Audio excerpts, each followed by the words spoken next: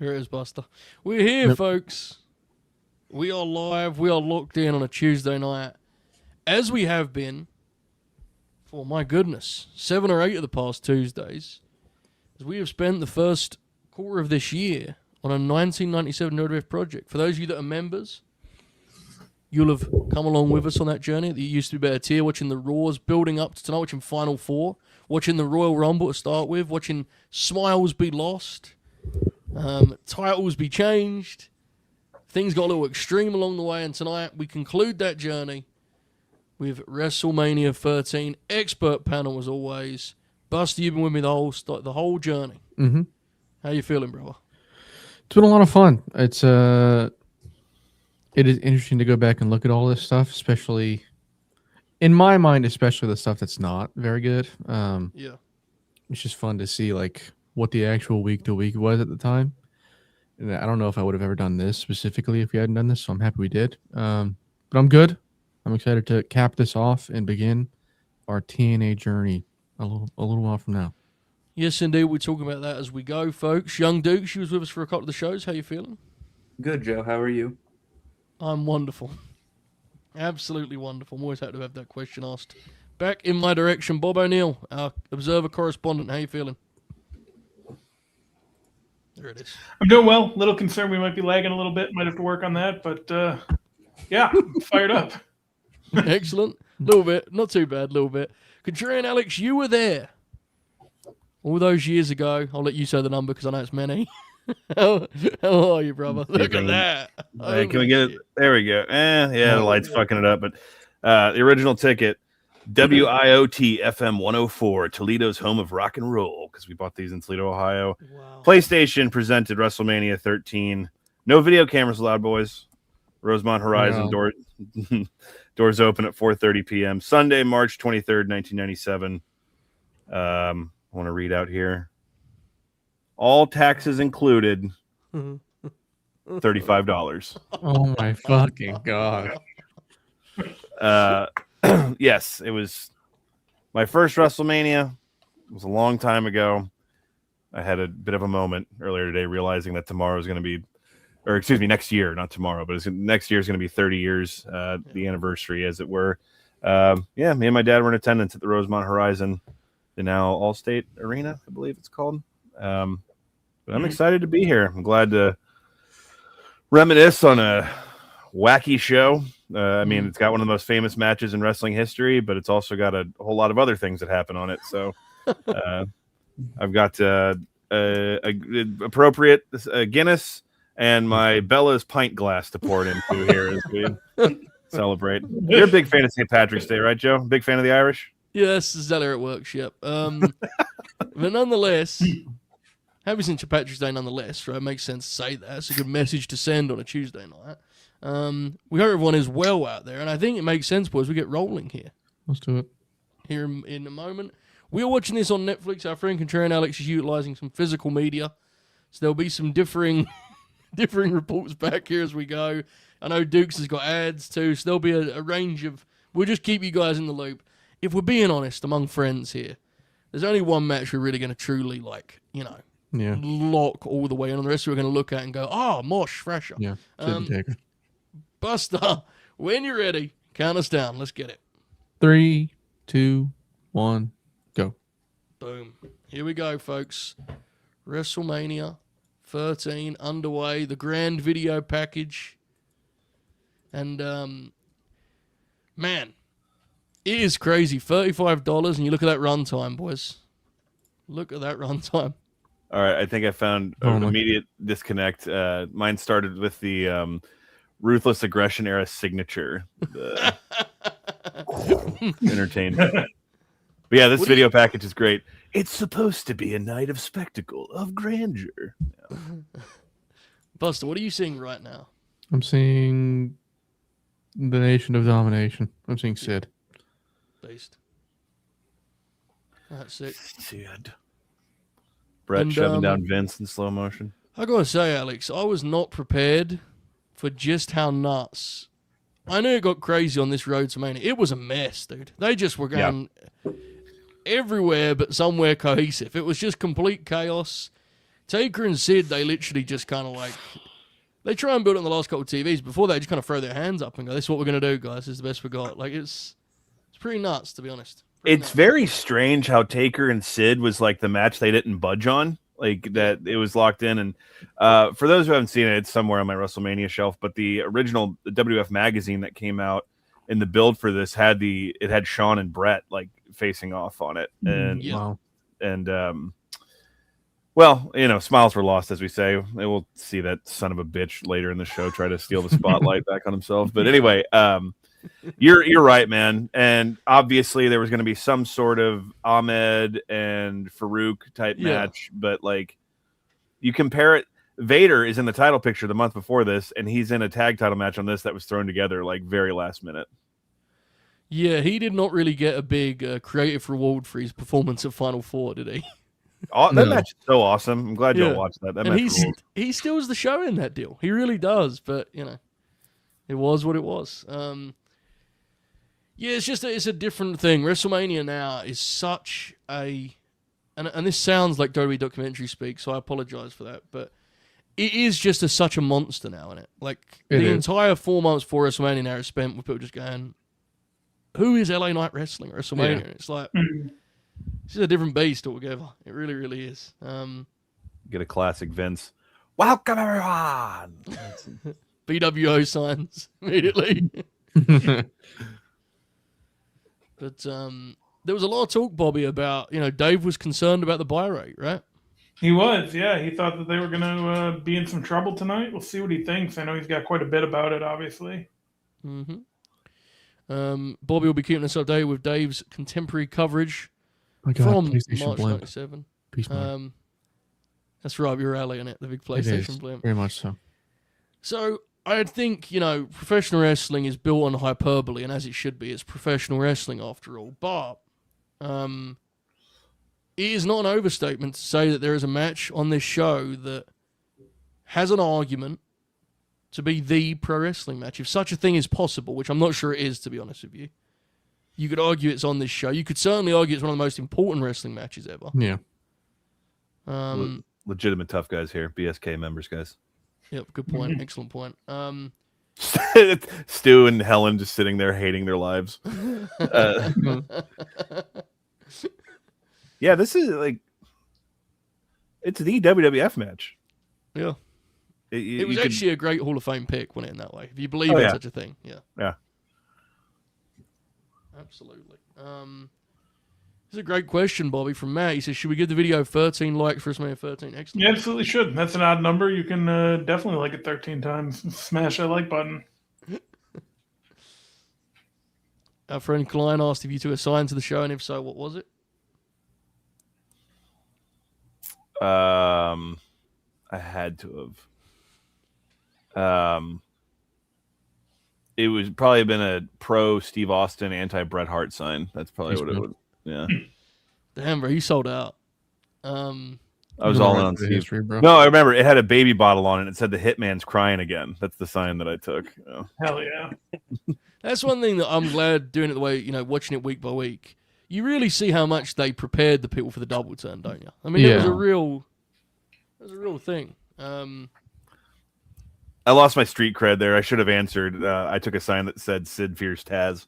Yeah. God, bro, we're getting greeted by some incredible faces out the gate. We really are. Furnace and LaFon, the Headbangers, Godwins. Having the time of our lives. Fatal 4-way tag. What is this? TNA Bound for Glory? Not yet. For those who don't know, Furnace and LaFon were an awesome tag team. Oh, they were awesome, yeah. Just, every time we've seen them in this show, they're just such a weird fit in the WWF. Even this version of WWF, it's just a weird fit. Yeah. Did they ever run in Japan? Mm-hmm. Yeah, that's like their thing, yeah. Because I've definitely seen them wrestle before. Yeah, so I've probably seen the famous, All Japan match. Phil LaFon, Crawford, he had a different name that Vince didn't think sounded tough or something. Crawford, yeah. All right, fascinating rollout for the Blackjacks there, boys. The lads. Barons. He'll wrestle FTR next month.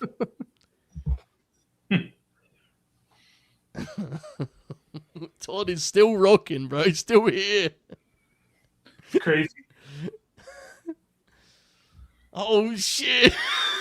That wide walk, man. Yeah. That is an incredible shot, wasn't it, of them coming through the little tunnel gimmick?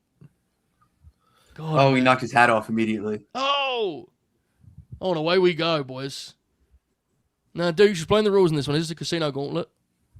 I don't know. Is over the top rope still illegal at this point? It's not quite. No. Okay. We have a timestamp for Roadshow Buster. My gimmick's kind of glitched right now, so I can't really help him. See, the thing is, I can Yeah. only give him like the countdown because I'm on this fuck ass Netflix. The countdown.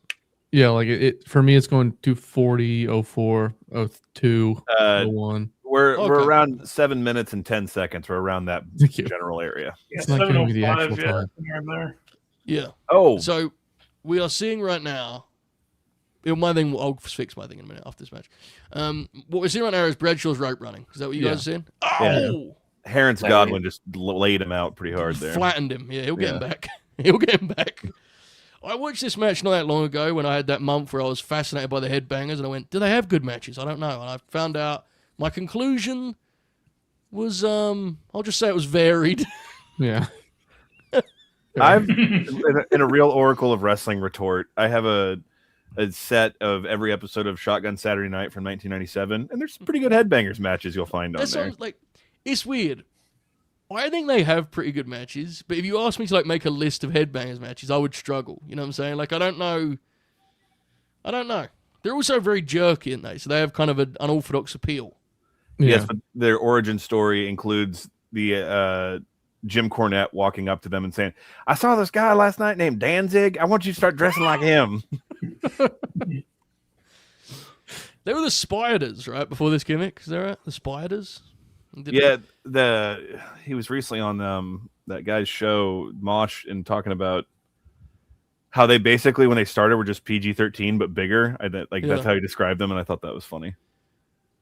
Mosh like wrestled basically his first professional match as a WWF enhancement guy, which is just, I mean, That's wild. enhancement guys. It was a crazy lottery, wasn't it? Absolute crazy lottery. The 2016 comeback is fascinating because they legitimately, the first match they have back, they were Heath and Rhino, and they bust open both of them in that match. It's like 3 minutes long. They bust both of them open.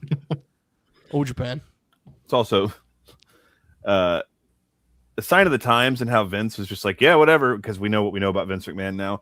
He would never let anyone wear a band T-shirt on his program, probably like after 2003 onward. Yeah, and that's still not as surprising as him just having Furnace and LaFont out there fucking with tights doing suplexes. Yeah, Northern Light there. Yeah. What a maneuver. Important to call out, Doug Furnace looks like he could be Josh Koscheck's dad. I need that to be on the record. Excellent point. Alex, you're like just a few seconds ahead, just slightly, ever so slightly, but we're all good. Okay. I hit a quick pause. Let me know when you see the Hurricane Rana. Okay. Oh, now I'm fascinated. There Yeah, it is, like, what do you mean? Okay, I was gonna say I was going to say, is Big Barry going to hit Rana? the idea of a hurricane. When Alex said that, Buster Wyndham got shot off, I was like, oh my God. I was like, wait. Oh, look at that catch. Oh my god. Beast That mode. was See, sick. Hell yeah. Again, brother. Infurigo for Oracle. Like That's Grin. one thing you do notice when you watch the actual matches, especially in the WCW run after this with Hennig and Kendall. Barry could still like chip in pretty nicely as a role player. He was just not obviously, he was a star when he just 4 or 5 years earlier. He can still move out there, dude. I don't love the look, but yeah. Well, yeah, I mean it's the Blackjacks, Just BJ on their ass. It's a reference to the famed Japanese team of the 2010s. Mm. Pat Patterson made their Jesus. gear, Buster. Jesus, That's what's surprising. the big drop kick? Who are these bums signing the crowd? Tough crowd. Oh my Is that- God! Oh, Jesus. Oh fuck. EC Dub. It is Barry Windham, yes. This is his like they're trying to give Barry another run. And he's alongside, of course, our friend, fellow podcaster JBL. Is Oh. Barry the only guy on the show that wrestled on the first WrestleMania also? Excellent question. Yes, I believe he is. Okay, next question, Bob. How many people on the upcoming WrestleMania will have wrestled on WrestleMania 13 years ago? And was Randy Orton in the main event? Almost, right? Close. 1 year off. Honestly, yeah. Close enough. Randy first main event at WrestleMania 16 years ago. Mm-hmm. No, 17 years ago, 17. right? Oh my God, that's insane, dude. Credit to him. Nonetheless, the decision has been made to spotlight the Godwins Headbangers match we'll be seeing a lot of in the coming year or so. Ray said, I was not aware at all of him under this gimmick. Just watched Free, Flair, and Barry Windham match for this. Those matches are incredible. He may be the best Flair opponent, honestly. He's that good. The run after this is the rap is crap and all that, isn't it, in WCW? Good. Yeah. A run's a run, brother. I mean, it is what it is. Oh, my. Holy shit. Just That explosive heat for unusual this one. attire. That's what Finn said. It's such a unique way of stringing together words that you recognize but don't make sense together. Vince. Kind of guy who feeds to his announcer box-like structure. Do you think he does the voice when he's feeding lines to Cole back in the day? Oh yeah. Yeah. Yeah, for sure. Jesus. When I watched this, I was in awe of the spotlight on this matchup to close. It genuinely blew my mind. Like, just giving them like 8 minutes just to a normal tag with these two teams. Tremendous, tremendous stuff. Jake says, my math says 6 guys who are on WrestleMania 29 will be on WrestleMania this year. There you go. It's pretty nuts. What's the problem? Honestly, in some of the cases, it's not so much a problem, but it's bloody funny. I'll tell you that much for sure. Is that Fighting Spirit, Alex? I believe so. They're firing up. Oh, go on. The fans are stomping their feet at the Rosemont Horizon.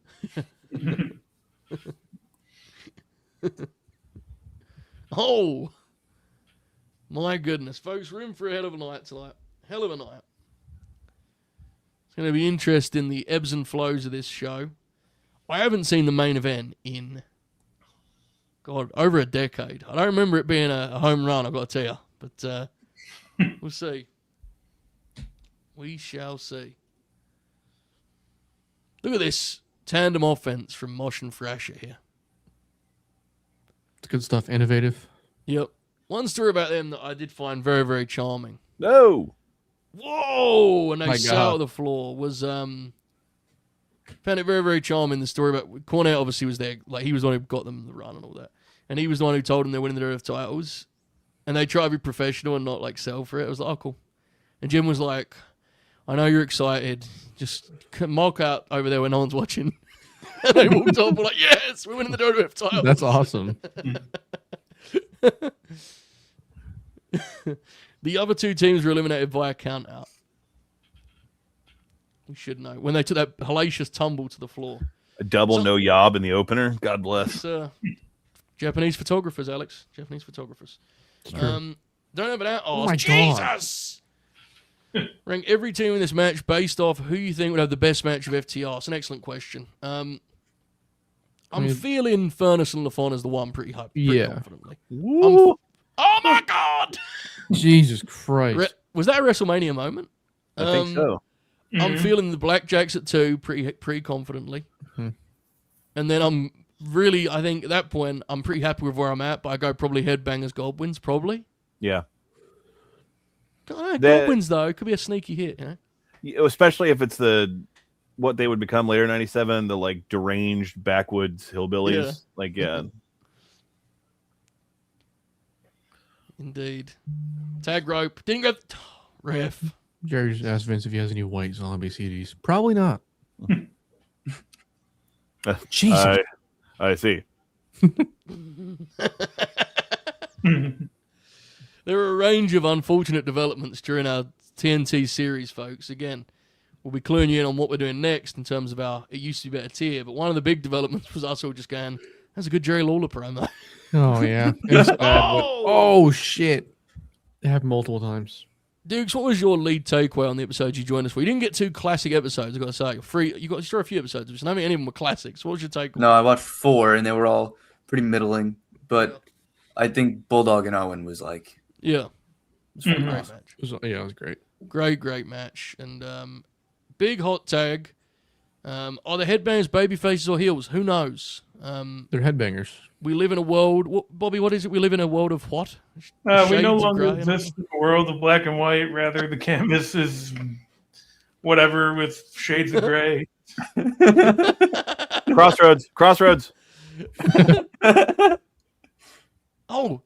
oh, Jesus. Hold on. Lads are working tonight, bro. It's WrestleMania. Hillbilly's up there. He's still doing his Hall of Fame speech. My God, it's the whoopee cushion. You know, I joke, but if he'd have started back in 97, I'd have got out on time. oh my God. He got him! Crowd Holy. liked it. It was like, honestly, when I watched it last time, I kind of was like, that was fun. It was the weird... I don't know why they got rid of the Blackjacks, Furnace, and LaFon so quick. But it was fun. The Headbangers Godwin's stretch could have been shaved maybe 2-3 minutes. Yeah, you think? Yeah. Dave was didn't fun. love it.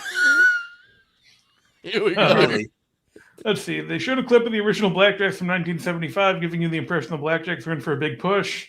It's amazing how much Bradshaw sounds like Stan Hansen, which at this point is the only entertaining thing about the team. The match is Wow. a total miss, made worse by the cheap bookings. He talks about the Blackjacks and Furnace and LaFon getting out. Headbangers tried. Match was pretty bad while Henry was in, and far worse when Phineas was in. Mosh ended up pinning Phineas with the Thez press off top rope, minus half star. Wait. Minus half star. Oh, yeah. Wait, did he say the Headbangers tried? Yeah. That's godly. Yeah. That's what it means when Cornette was in Good with the Observer, bro. You got that kind of coverage. That's a beauty. Minus Uh-oh. half a star. Yes. Wayne's My here. God. Thank you, God. Timestamp. We're at 18 minutes and 33 seconds. 34, 35, 36. Holy shit. It was Yes. Oh my God, Arnie and Captain Lou. Look at Lou.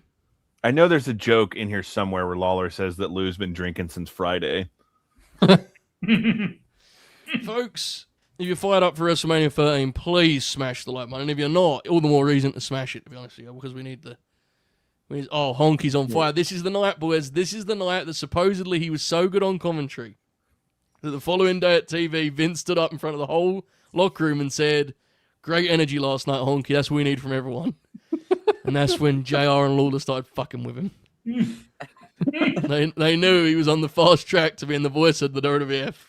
And God bless him, he is poured into that jumpsuit. Alex, have really you heard is. what he claims happened after this? No. He claims that JR and Lawler would like unplug all of his his headphones and stuff so he couldn't hear anyone. And he's like, they knew what was gonna happen. They knew where I was at, you know. I was about to run that thing. He got a Jax action figure out of the deal, though. What a beast. I'm sure this will be great. It's important to ask, is this match Bloodline rules? That is an excellent question. Bob, anything on that in the Observer? Yeah, it didn't come up. I think we can safely say it is, though, based on what we're about to see here. Sultan, for those who may be unaware, is Make a Difference Fatu. Mm-hmm. Supposedly, the gimmick was pitched to Sabu. And he said, fuck that. And so Rikishi goes, I'll do it.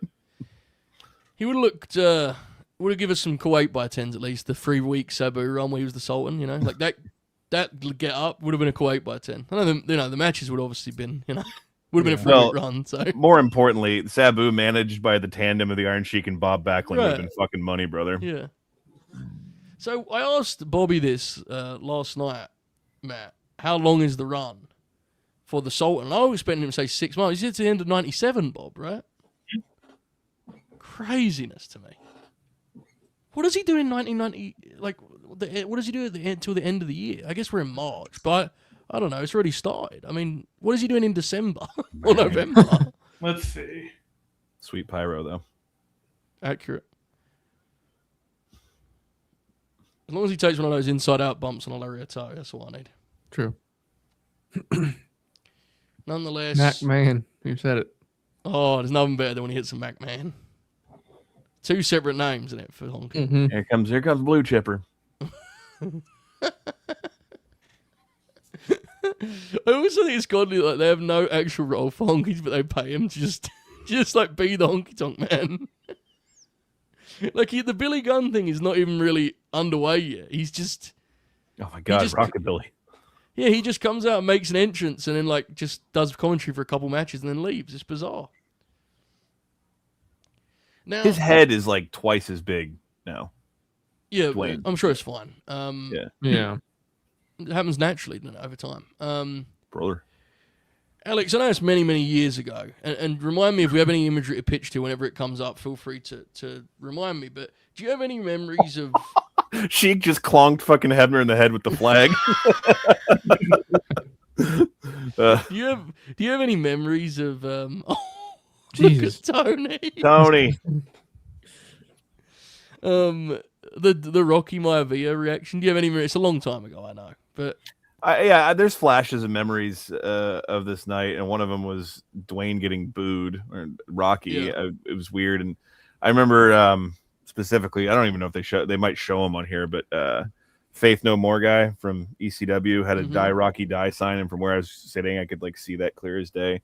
The main thing I remember is when, spoiler alert, Rocky's dad hits the ring to help him thwart off the bad guys at the end, and the crowd boos both of them. I remember thinking that was pretty funny. How long into 97 is it until they put him with the Nation? Is it in the summer? Bobby, you may recall he gets injured first, right? And then He does, yeah. I believe it's around the summer. nice fire though out the gate, right? Yeah. That's fine. He's one of those guys that, like, you know, there's no way of knowing this when I'm a fucking little kid, but when you go back and you watch stuff like this, like being the perverts that we are, like, dude had it from day one, like his timing and everything. Like it was more his persona, wasn't it? You know, like he's definitely his offense. There was a couple Triple H matches that were like, wow, he's still really green. Yeah. But then we saw him against Vader, didn't we, Buster? And it was like, oh, he's there. There's something like, there for sure. Yeah. It's fascinating to think He's how obvious. his run goes in the world of, like, you know, Twitter.com and such. Like, it would have been exacerbated, wouldn't it, the rejection, I feel. Mm-hmm. Oh, yeah. And you think how quickly it happened. Imagine how quickly it would have happened now. Like, it's interesting. So it looks like the Sultan spent the rest of 97 losing on Shotgun Saturday Night. Okay, that explains why I don't... Okay, I was going to say. Because you could have honestly told me, Bob, this was his last match as the Sultan, and I've gone, yep. I was telling the guys, Alex, Bradshaw was on Taker's pod and said that Sheik thought his name was Brad Shaw, like his first name was Brad. So when he met Bradshaw's dad, he said, "Your boy is wonderful, Mr. Shaw." Tremendous.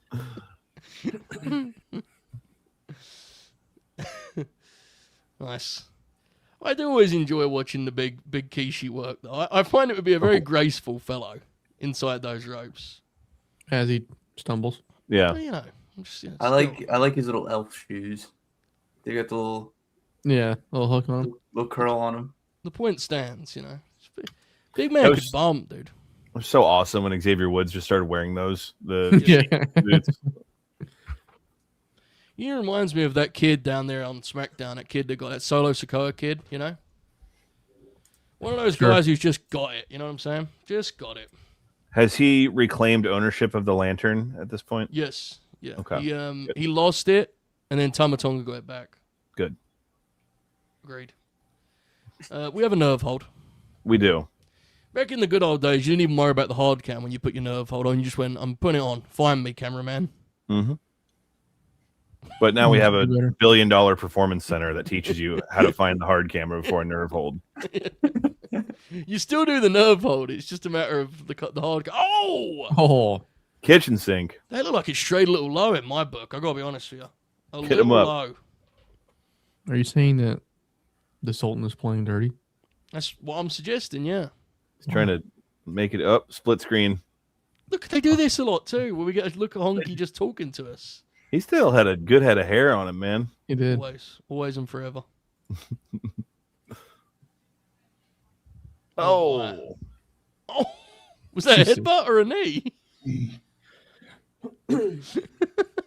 I got to say, Earl Hebner is not engaged at all in what's going on here. Figures.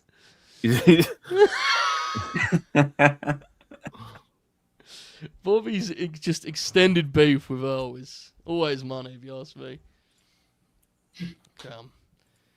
Acquiring This is- these photos, hold on. Alex. God damn it. What's up, Buster? Give me a second. Hold on. Okay. Good. In the meantime, sunset action. Brother. Alex was talking about Honky's hair.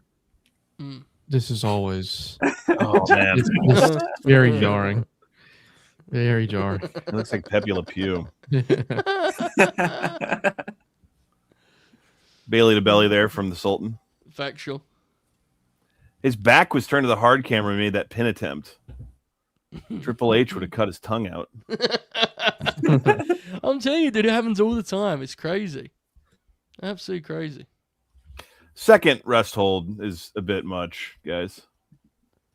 This is WrestleMania. Whatever it takes to get the Hard. IC title, bro. That's true, man. They thought maybe they'd get him with this. Fucking Big Keish is telling him his ear, "We got him tonight, brother." That's the other thing that really stands out when you talk about how green Dwayne is. He's like understanding of how to lay, to pace a match.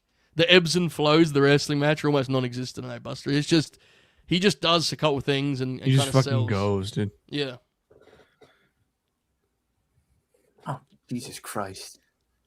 What's up, Did you hear what dude? Lawler just said? He No. said something even Christopher Reeves could have got up and walked out.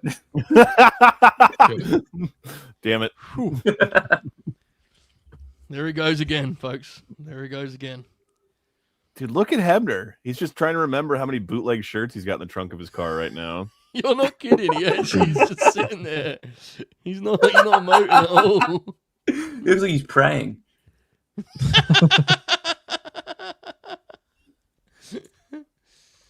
Dwayne has he's not emoting as a baby face. Look, he's just flat. Look, No, he sucks, dude. he's getting know, a little bit emotional. What's funny about Dwayne is here he's subtle about calling spots, whereas in the years to come he would be yelling them in the ring. Screaming. Yeah. Got over, bro. Oh shit. Double down. Oh, damn. Oh, Damn. we're gonna get the big inside out bump. Sad. Me too. Double down in center ring, folks. Red hot contest here for the IC title. We hope you're having a wonderful Tuesday evening. Those of you that are approaching the end of NXT, hope it's been a good one. I saw that our very own JC Jane remained world champion. Shout out. Contrarian Alex, taking Pax is in the main event, so people will be filing on after that, no doubt. But UNT been represent. Hell yeah. it's been a great night so far. We had some headbangers action, big win. Dare I say, Buster, they acquired a WrestleMania moment, dare I say. Sure, if you want. Yeah. Oh, my goodness. Oh, Dwayne doing a little strutting out here. He's He doing like is. a Tatanka comeback. What agent gave him that, do you think? Fucking Strongbow. Yeah. There you go. There you go. All right. I don't know about that. Almost like a prototype there of the spit in the hand, though, right? With the way he flared his final right Yeah. hand there. Before he did that thing with his arms. He Oh. did like a twirl. Bailey to belly. Oh. He got the big man up. Oh. He's finished this time as the shoulder breaker in it, which we have been startled by every time. Yeah. Picks a guy up and does a shoulder break and pins him. It's godly. Oh, there's Oh, that. shit. There it is. Boom. That was such a satisfying move to pull off in the N64 games. The running grapple like that. Yeah. See, there you saw a flash of The Rock's personality and charisma, and then it was Mhm. immediately overcome by whatever they're telling him to do at this time as a young wrestler. Oh, what is he doing here? The big No. crossbody. There you go. She. No. Oh, Who's what a Sheik? piece of shit. Look at Sheik. Mr. Earl Hebner. You got to do.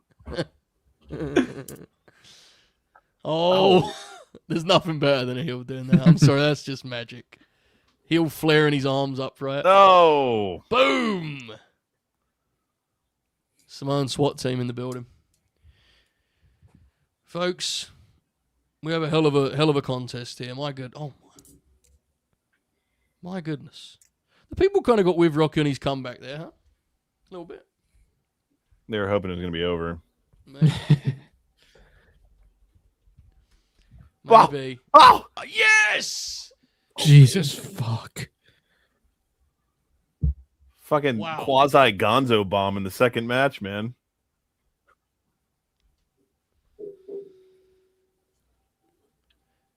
My God. Who's Sheik? Calling plays. Dwayne, schoolboy. Oh, Oh, we got him. Brother. Oh, rotten schoolboy, man. That was horrible. dude! Right after a pile driver too, Lawler's fucking. He's got his mic muted. Turn to Vince. Kid ain't got it. That was gross. Tremendous. Oh my! Jim Ross immediately. Holy shit. Oh, I'm scared. No! Guys, here's a pro tip. Oh. If you ever engage in a fist fight and you escape with victory, don't immediately stop for a post-fight interview. Yeah. Just wait a minute, make sure the coast is clear. So Look I would at- love to know what Dave gave that, because I thought that match was considerably worse than our opener. And he gave the opener minus half a star or whatever the fuck he gave. 1.5, whatever minus 1.5, I think he gave it. I think he So- minus half of a star even. Yeah. Who knows? big Lots man's of up. numbers. Oh, Oh, yes! Jesus. That was some Samoan SWAT team shit, wasn't it? Right That there. was, that was the best part of the whole match. It was. Oh, I forgot Sheik puts the camel clutch on. Yes! Oh, baby. Hell yeah! I'm back in. So, Whoa. genuine question: why is Bob Backlund there? Because I watched all the TVs building up to this, and I have no memory of why he's there. I don't know. Hanging out. Soul Man. Oh, the reaction! Oh, look at the fire. The reaction. Oh, that last one was a fucking fried potato. Look at the people. The people who are doing 10,000 people there just going, I hear you. That's what's up, man. That's what Chicago said in response to that run-in. Why is he What is he doing? What is wrong with these fellas? He was tending to his son. Dukes, I just explained, when you're in a fist fight, you don't immediately, come on. Oh, he broke the flag. Well, you told him not to stop for a post-match interview. True. Oh man, That's different. they're stripping this old Look man. at Sheik. Look at Sheik. Sheik just pointing at him. You see what happens? This is what happens, Larry. And he That's took it. time to spit on Dwayne there. Beautiful. Mel was there to cut promos. He met, I guess they could have been on the weekend shows. We didn't see one promo from Bob Backlund. No. I'd have remembered it. I'd have been very excited if we did. Oh, the Sultan. Tom. Oh, yes. Yes. Sheik. Look at Sheik's face. Please go on. Whatever Whoa. it takes. Ah! He slammed a monsoon. Oh. Oh my god. Wow. Look at him go. Look at Sheik. Oh, what a bump. What a Sheik's the feed. best bumper on the show so far, dude. Crowd got with that in the end, the post-match. Sheik got in there and they said, here we go. The real Now legend. we're cooking. Bob Backlund didn't take a single bump there. No. He got in and got out. He looks like he's been photoshopped into the whole thing, dude. Wow, what a moment. Hebner saying, "Thank Christ, I get to go to the back again." There's a timeline in which that's The Rock's signature moment as a pro wrestler, and he just bows out, doesn't work out. He goes tries to make movies in '97. I don't know, Dad. I don't think it's for me, but at least with that moment at WrestleMania, we body slam Sheiky, baby. Can't God, decide that if Rocky excited Johnson me. looks great or looks like he's about to fall down. I can't decide. His arms look great. Yeah. Yeah. He's 55, so So that's supposed to mean, bro. Phil, I was going Dave's to at say, the he's gearing Oh, up for the baby. NXT champ. Look at the drip on Ken Wayne Shamrock. Beast mode.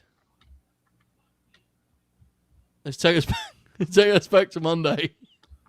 Oh yeah, when he This shot was- on Billy Gunn. This was fascinating, dude. Like, the segment obviously was there to be like, this is what Ken's capable of. But it was presented in such a bizarre fashion because he wasn't trying to hurt him, like you just said. The idea was he was like a martial arts expert, just teaching the kid a lesson, you know? Yeah, that's what he says right here, right? He's like, just a little Yeah. pressure, didn't want to hurt him. Mm-hmm. My goodness. Folks, while Kenny sets the stage for let's be honest, our main event, he will be the special enforcer. Bobby, what did Dave make of Rocky Maivia and the Sultan? Honky Tonk Man did commentary and spent the match trying to put himself over at the extent of the match. In this case, it's not like we were missing much. They showed Tony Atlas in the audience, but he played no part in the match. No question Maivia has a look and athletic ability to someday be what they want him to be, but a lot of folks resent him getting pushed to this degree because he's not there yet. Dave doesn't think his title reign is going to last much longer anyway. Kind of boring early, but it picked up with some near falls at the end with Maivia winning with a schoolboy. And then he called the post-match angle one of those things that looked better on paper than it turned out to be. 1.25. Okay, yeah, that tag match was way better than that. I think so, yeah. I That's actually too- haven't really got any beef with 1.25 for that, but I thought the opener was better. Yeah. Not thrilled with how much I currently look like Michael Hayes here. That's interesting, yeah. And, you know, you then got to deal with the reality of what Michael Hayes looks like now and adjust accordingly. That's true, brother. But the Triple H here, I think this was right around the time. No, he wasn't going by Triple H yet, but for those who are listening to the audio, he talked like this. And, gold dust in that trollop Marlena, whatever he fucking says. And, over the course of the next 30 years, through completely normal means, his voice dropped way considerably. And now he sounds like he's gargling gravel. Yeah. But it is what he does, Joe. Accurate point. Speaking of Michael Hayes, Alex, did I tell you the Undertaker Michael Hayes podcast story? I was telling someone this the other day. I don't know. I think you were with us. Maybe. Michael Hayes was on Taker's pod, and they were talking about, the triple pull match where he gets stretched out. Taker does. Yeah. They were talking about it took us all day to get it. We just didn't know the story to tell. We didn't know the story to tell. And then apparently, when they told Vince that's what they were going to do, that Taker was going to get stretched out, Vince was like, "Absolutely not. Not my Undertaker. He's not getting stretched out. Not my Undertaker." Dude, those clips from the last few WrestleManias Taker did where Vince is embracing him tearfully, it's very awkward. Not my Undertaker. All right. Yeah, it's a shame that it's Triple H, but the light displayed on the ring, that's his logo. Yes. You can cool. keep all your LED bullshit. Bring that stuff back. It is. Very, very cool. Owen they Hart had the all- cool. Yeah. Owen Hart's was the coolest. It was the cards where he was the King of Hearts in them. Yeah. Someone got that recently. Bobby, who did they do that for recently? Where it was lighting on the ring canvas. Ooh. Shit. Someone in the chat may know. Yeah, because I was remember- watching it and I went, "That's cool. Yeah. It's back." Try help us out. Someone on SmackDown because I don't see Raw. Joey, Yes, mate. can I get a timestamp, please? Yes, sir. You absolutely can. We are at 39 minutes and 43 seconds. 44, 45. That's 39, 47, 48. Goldust Marlena making that walk. It wasn't Ricky or Oba. It was someone on the SmackDown. It may have been Oba. I don't think it was Oba, though. It was a vet because I remember going, blimey. Maybe it was Cardona. It feels like something I'd have remembered, though. Dude, he did a. Do you ever watch those videos, Joe, where he goes to that guy Super Gabby's lot that he has, where he I've seen them before. I haven't sells a seen the bunch new of shit? one. Yeah. I haven't seen the new one yet. Yeah,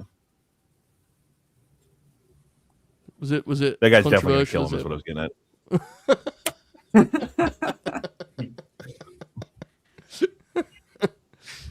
All right, folks, here we go. Aggressive curtsy. Please don't ever do that again, you fucking freak. Buster, you good, bro? I am, yeah. Yeah. Are you We've just been at the building this curtsy? one. Because we're Oh, yeah. Goldust just took off his wig for me. Okay, I'll skip forward. Buster, Hello. they've been building this match, bro. Kinda. Yeah. You hit an ad, I think is why you were behind. Oh, yeah. 41, 07, 08, 09, 10. What are you saying? Basically, Cal, I was asking who had a lighting display thing on the canvas is what I was asking. That's what I was asking. What are you seeing right now, Joe? Goldust is in a squatted position. Let me know when he Yes. throws his second. Ow! Oh, first Larry on Right the board. there, Second, boom. There you go. Great fire out the gates. This is natural dusting again here out the gates. Sure, it will settle down any minute now. Well, I don't hold think any of on. the Goldust gear was good, particularly, but I like this one. Or I guess There- I don't hate this one as much. There was a Jax figure made around this time that it emulated this look, and Yeah. that he was a top guy in my Fig Fed, man, because I thought that look was so cool. Oh. So, Alex, you mentioned earlier, is this like the early days of the Jax relationship? Yes, that would have started in '96. Yeah, because remember the whole deal was the Diesel and Razor figures came out and they had already gone to WCW by that point. Oh my god! So yeah, I remember specifically my dad picked me up the Mankind rookie figure for this weekend for me to play with on the way into town. So it was... Because they have like a few years in the middle where they have no figures, right? Which is crazy to think about. The Hasbros, and then there's that down period between like 94 and 95, and then they do the Bendums, which didn't go over too well. Yeah. It's off to a fun start. I'm enjoying watching It is, yeah. Goldie run wild a little bit here. Big right hand. Oh, I always love that. Babyface loading at the right hand. Again, now Babyface mileage may vary. I don't know if they've done a perfect job with that particular part Not of the necessarily, equation. no. But, Yeah, what was Goldust at this point? so, like, he's basically been programmed with Hunter the whole time, Buster, right? So, like, he's a babyface, I guess. But he doesn't really feel like a babyface in the way that he's presented outside of the Hunter stuff. Yeah, I don't know. it's kind of hard to. He's androgynous is what he is. His full-fledged More face than one turn was during his feud with Lawler. I remember that because of its problematic nature. Yeah. I think the crowds really struggled to take him as a babyface because of how, again, androgynous is the word they always use on it internally. I saw a clip with Bruce where he was asked if he felt the Goldust character was homophobic, and he was like, "Absolutely not. Goldust was androgynous." I went, "Oh yeah, there it is." That is a McMahon staple. That is when he talks about Goldust, you just immediately get androgynous and keep it moving. Yeah. China watching on, or as Dave calls her, just Joan, right? All caps, Bob. Oh, Right, she's Joan. I remember there Dustin's being on. It might have been in the build to the Piper match that Vince saying on Raw one time in response to like Goldust being thinking like, "You think I'm weird or something?" Vince being like, "Well, this certainly isn't about anyone's sexual proclivities." You know, he wanted so bad to get that in.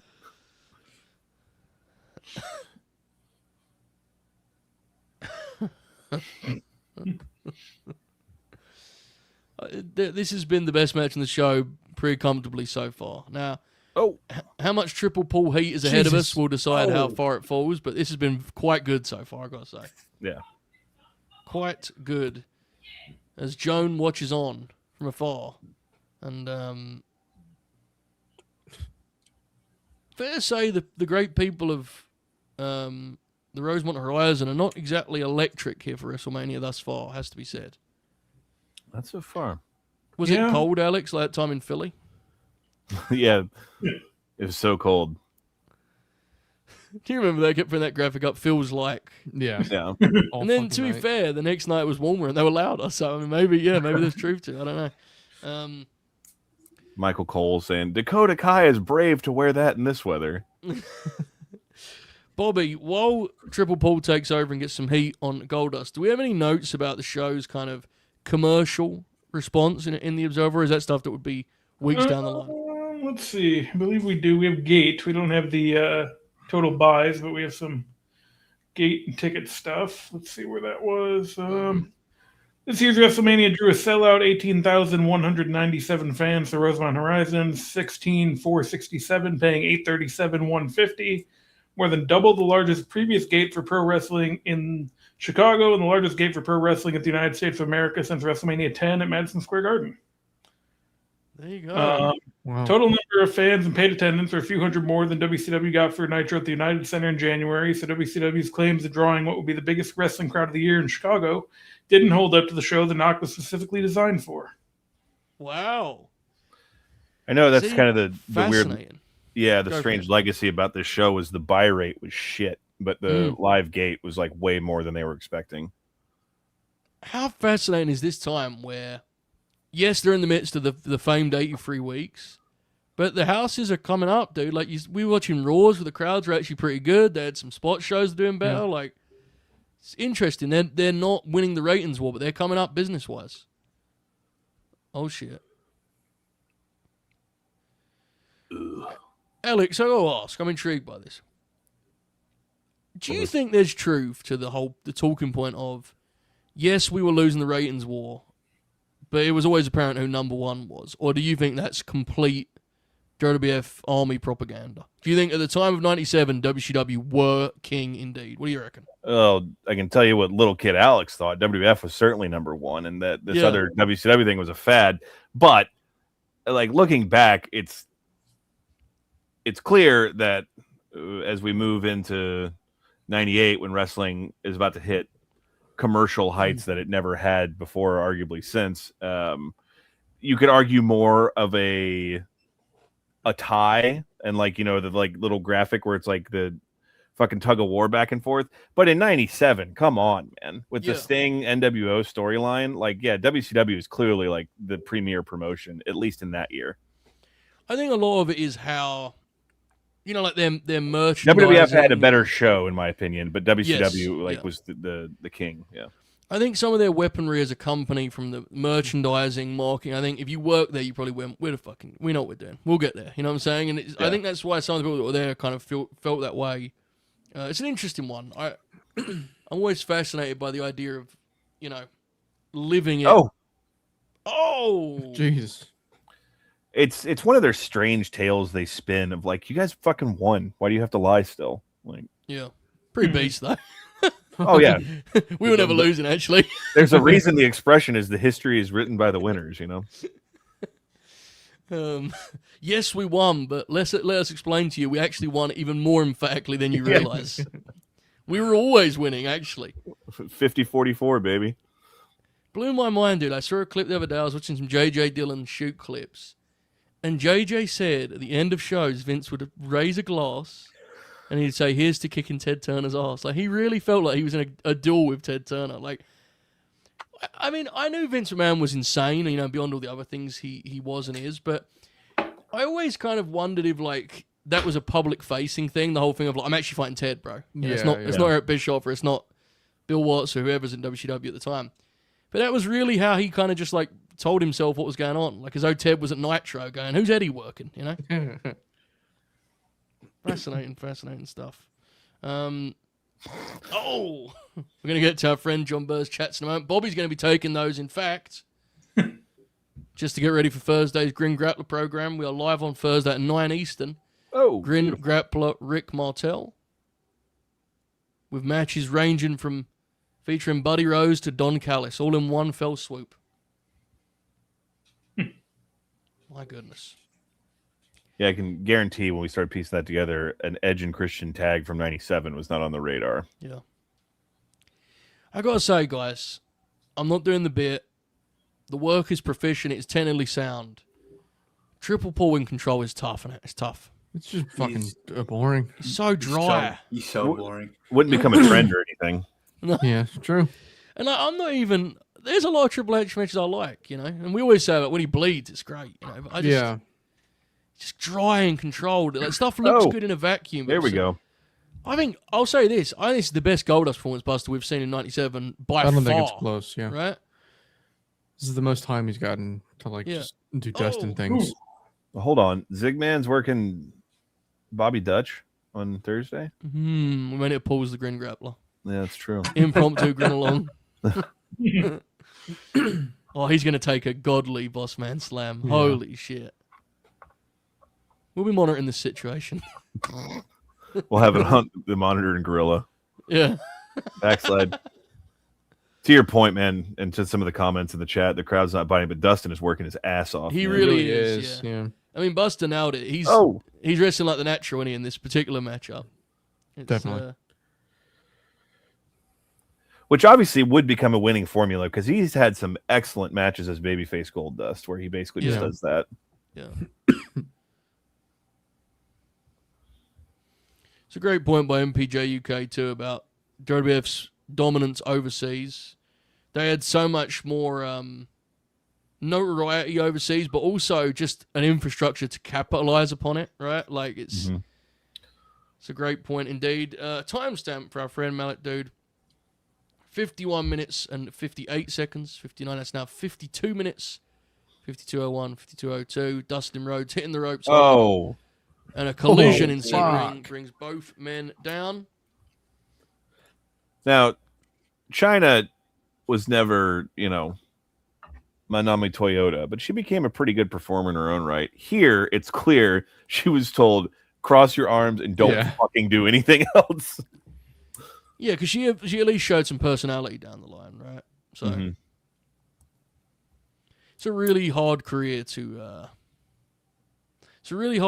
give like sort of to rank alongside other people's careers. I find. Oh, definitely, yeah. He hit him with his ass. He did. Because she was a major sensation and a major star, but it's just like, how do you compare her as a wrestler to other wrestlers? So I don't know. Yeah, it's the Sable thing of what do you compare it to? Because Sable was like a huge star at a really important period, and but like what I think we talked about that recently. At least there was a Twitter discourse about it. Like what is her footprint? What does it mean? Yeah. I think it gets increasingly difficult now too when like it's not as uncommon for the for major female stars, major stars in the women's division WWE to be around for a decade, right? Like you see these lists. I know I've had fun with it, Alex, and I've talked Jerry off in post shows. You see these lists where it's like the top 20 women in WWE history, and it's like I don't know how you can compare China to someone who's worked major matches for 10 years. I don't know if you can do that personally. I'm not trying to discount what she did. It's just I don't know. And Sable, I think, is even tougher. Oh, yeah. Man. Oh, my goodness. Got a lot of time, the boys, didn't they? Got a lot of time. oh. I'm wondering if you went for a soda pop during this one, Alex. This was a long one, mate. For a young contrarian Alex, this was a grueling affair. It was an ask, yeah. Yeah. Of course, my attention span hadn't been fried by constant access to monitors and fucking social media. So Very fair. Oh, little bulldog for WCW Saturday night. Speaking of such, Rice was sending me the graphics earlier for upcoming draft. Oh yeah. Cannot wait for you guys to see that on March 26th. hell yeah. And hold on, I think China's getting ready for a spot. Here we go. She's cracking her knuckles. Crossroads. Oh, maybe. Alexander Quick. York retreating. Not doing the best job of creating space, Whoa. though, I've got to say. No. Paul did a backflip. PWG? Oh my Work goodness. rate. Him watching Gargano. Oh, Looking over at Regal. Uh-oh. Oh, she just... Oh, no, I know what's happening here, folks. This is No. not good. Oh Jesus. Jesus. Worst case scenario there, folks. Oh. What a finish for our heroes, by the way. Yeah. Just double fucking defeat. Dude. God, she's ragdolling the shit out Yeah, of her. she is. Yeah, she is. So my anecdote was I was 9, 10. Wrestling was still real to me, damn it. And earlier in the day of this show, I met Marlena, I met Terry Reynolds, and she was very, very nice to me and gave me an autograph. And I was very sad. I was really upset by what happened here. I remember sitting down in the stands and being really sad and just kind of sulking for a minute. I get it. I mean, that's pretty brutal, dude. And that was the same day that after I'd met her, I ran into the Iron Sheik and I asked him for an autograph, and he made me, a 9-year-old child, help me carry. He made me help him carry his luggage to his car before he would give me an autograph. Godly. That rules. Bobby, did Dave like that one a little more? He did, actually. This is mostly just a match recap. He doesn't have a bunch of other additional stuff to say. 2 1/4. So Nice.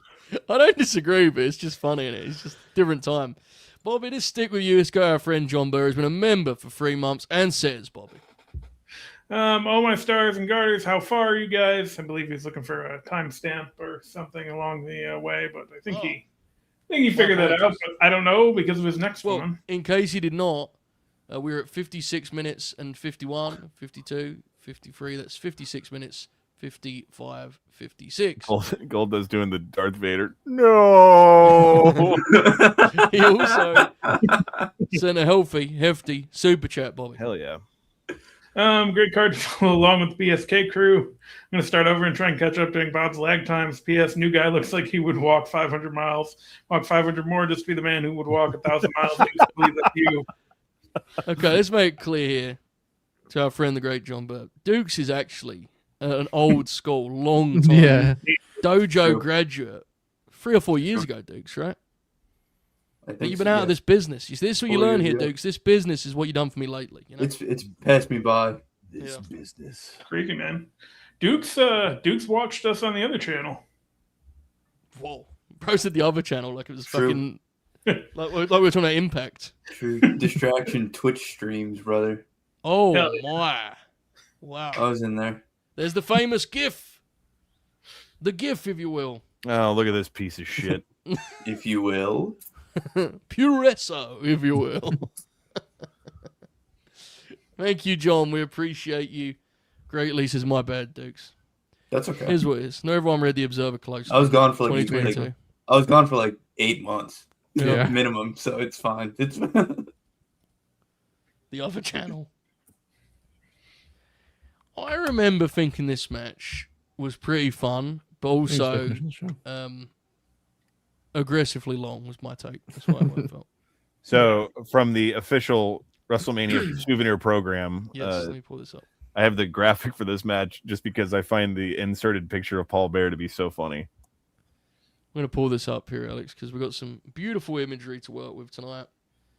And Man, Leon's looking good. here we go. Yes, dude. Just look at that little picture of Paul Bear. Oh! How God. fucking awesome did Davey and Owen look with the tag straps? Yeah, dude. Yeah, epic. Fuck, man. I said it before on this series, Alex. How nuts is it, the idea that the challenges here are the 2 men who shared those brutal matches in 93? It feels like a different world, doesn't it, here in 97? It's insane. It certainly does. While we have this wide shot here, I need to take a moment to pay the proper respects and almost like an in memoriam. This would be the final WrestleMania to feature not only the classic yellow and purple WrestleMania logo, but the red, white, and blue ropes. This would be the Oh, final God. one. Mm-hmm. Wow. That is crazy, dude. So in some ways, it used to be better. This it goes back from this, but man, Owen. Oh, shit.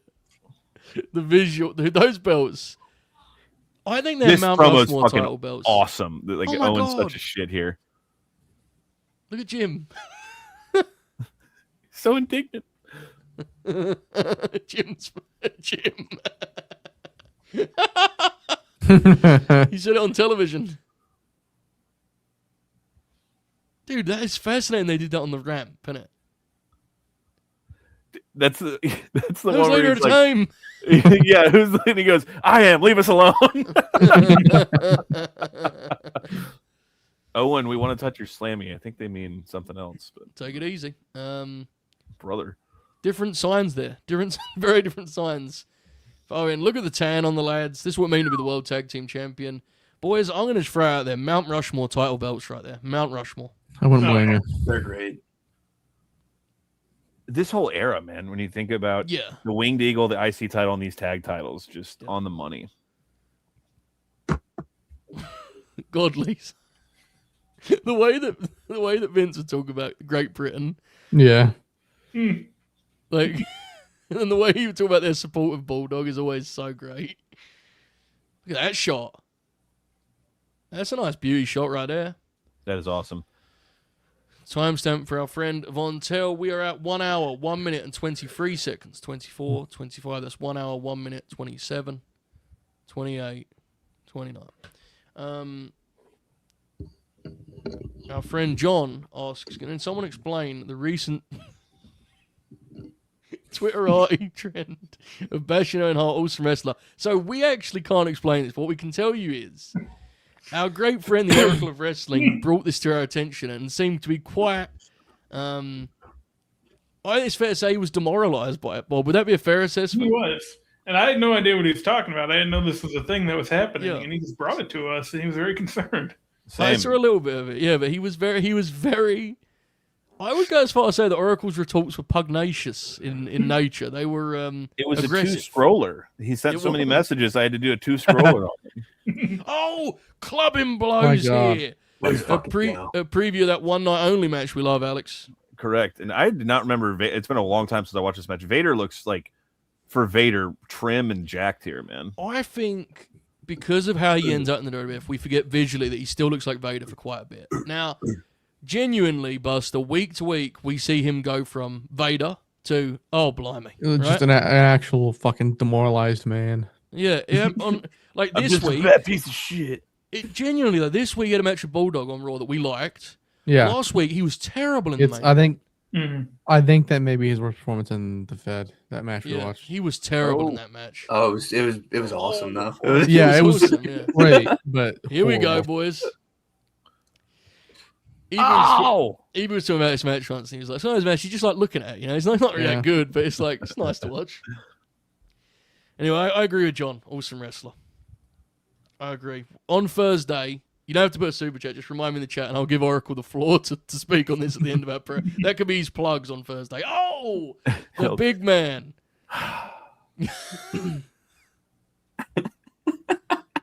He said, I had no idea Oracle felt this way, was worried he was behind it.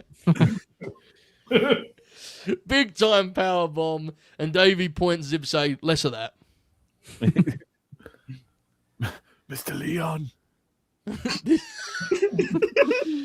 Bulldog at this time is an out of control trunks to tights guy. Just switching on a whim, bro. Just Yeah. Juice Robinson levels. Just who knows? Who knows what he's gonna wear? Dude, I saw Juice during the pre-show for Revolution, and I was like, "Who the fuck is that?" And I know, was like, yeah. "Oh, it's Juice, bro." He's a lunatic. He was He is. working that NXT show last weekend. Oh, Oh, Oh, Davey wasn't expecting that. he was No. not. Dude, we talk about WCW in '93. Davey's there with him. And he looks, well, he looks considerably better here than he did in 93. This is actually, I think I'm the lunatic for this, but I've said it before on the show, and I'm not afraid to admit it again. This is actually my favorite Davey. This run with Owen. It's my I agree. favorite Davey. I in my opinion, Davey might be the single most overrated wrestler of all time, but I really like this run of his. Yeah, because I think it's him in the right role in it. You know, it's Correct, like, this is yeah. exactly where he needs to be. It's interesting. Do we know how our friends like the message board folk feel about Davey? I Well, presume they're pretty low on him. I would presume. I don't know. Well, I remember back in as the resident The old old head. days. Yeah, like I remember like people being so high on him, and like Yeah. obviously the WWE narrative is he's one of the greatest wrestlers of all time, but like, oh, Oh. beautiful, Well, hold on. picked fully up like he's up. See, that's cool, Yeah. but like. Yeah. You want to talk about a guy whose catalog, there's some stuff that stands out, but like there's way more bad than good with him. Oh, for sure, yeah. but And I don't then he think does he was this. good at he wasn't good at. Oh hell yeah! Oh, standing. He didn't, I don't think he was good at leading matches either, was he? He was very much he worked with the guy who's opposite him. I think. Yeah, and I think it's people sometimes just conveniently overlook the fact that his best match ever was with a guy that could give anyone on this panel a good match, and his tag team partner was arguably the most revolutionary professional wrestler that's ever lived. So Here's it's what I like, would say, though. I know you're not a big Wembley guy. Wembley, we all know the story. He was fucked, all that good stuff. I do think he is great in the In Your House rematch. yes, that match is awesome. And yeah, like Yeah. the overrated thing just comes from like the whole legacy His discussion. reputation. Yeah, but the European title match with Owen fucking rips. Right. Like, and the In Your House match is tremendous, and that's almost a match that Davey leads. And yeah, there's a lot of good tag matches along the way. Right, there's the one with Sean and Austin and with him and Owen, right, which is Yeah. terrific, and obviously the Bulldog stuff you mentioned. Oh, Low bridge, look at Vader, block. Leon. Vader just picking himself up with the top rope. Uh-oh. Oh, drop toe hold on the urn. Oh my goodness. A WrestleMania classic that doesn't get as much love as it should is the British Bulldogs against Greg Valentine and Brutus Beefcake from WrestleMania 2. That match rules. Dude, Greg is incredible in that match. Yes. And Dynamite, the finish, when he flies out of frame and then you like learn that he just landed on concrete, it's outstanding. Yeah, we have My bad. pinging, folks. My We have bad, my pinging. bad. Caden here. Muted Buster, Caden. Is that the anonymous Raw general manager? Yeah, I was gonna say. But yes, there is no more depressing wrestler than Gene's Bulldog. I think that's got to be the most depressing. I think you could do an interesting list with that, but yeah, I would say Yeah. that there. Yeah, He's up there for sure. definitely. Look at Vader. Come on. Yeah, you Davey. There's so many Oh things. my god! Oh Hell yeah. my. There's so many things Vader does that, like, with the way wrestling is produced now, you know, the fine-tooth comb stuff of, like, mechanics, I think people would be like, what is Vader doing there? What is... But that's part of what made him Vader, wasn't it? You know, you can't, like, sort of... Yeah. Like, he does see... Sometimes Vader just does weird shit, doesn't he? Like, he just sort of Vaders around, you know? That's what makes him Vader. Yeah. Every could once you in a while, imagine, he like Matt Bloom watching his matches, like, if he was a rookie, he'd be Hell going, fuck, you know? every once in a while, Vader would just like. It feels like he is overconfident in his athleticism, and he'll like try and take some kind of bump that's like, okay, Yeah. for sure. Oh, He my had Go God. for a it. career-altering injury because he thought he Oh. could do a shooting star press against Yeah, he Hulk did. Hogan. Yeah. Oh, he crushed him. This may be the best 2 3/4 ever. I'm going to just put that out there. You know? Is it good? I'm not sure. I like it, though. Yeah. So weird idea also to do a heel match followed by Yeah. a heel match. Yeah. Yeah. I don't know, boys. I got a feeling Owen's gonna get a hot tag here pretty soon, though. It's gonna rip. I agree. Just that also then kind of goes back to your point in that, like, if one half of the world champs is a babyface, Bulldog, you could argue, is leaning.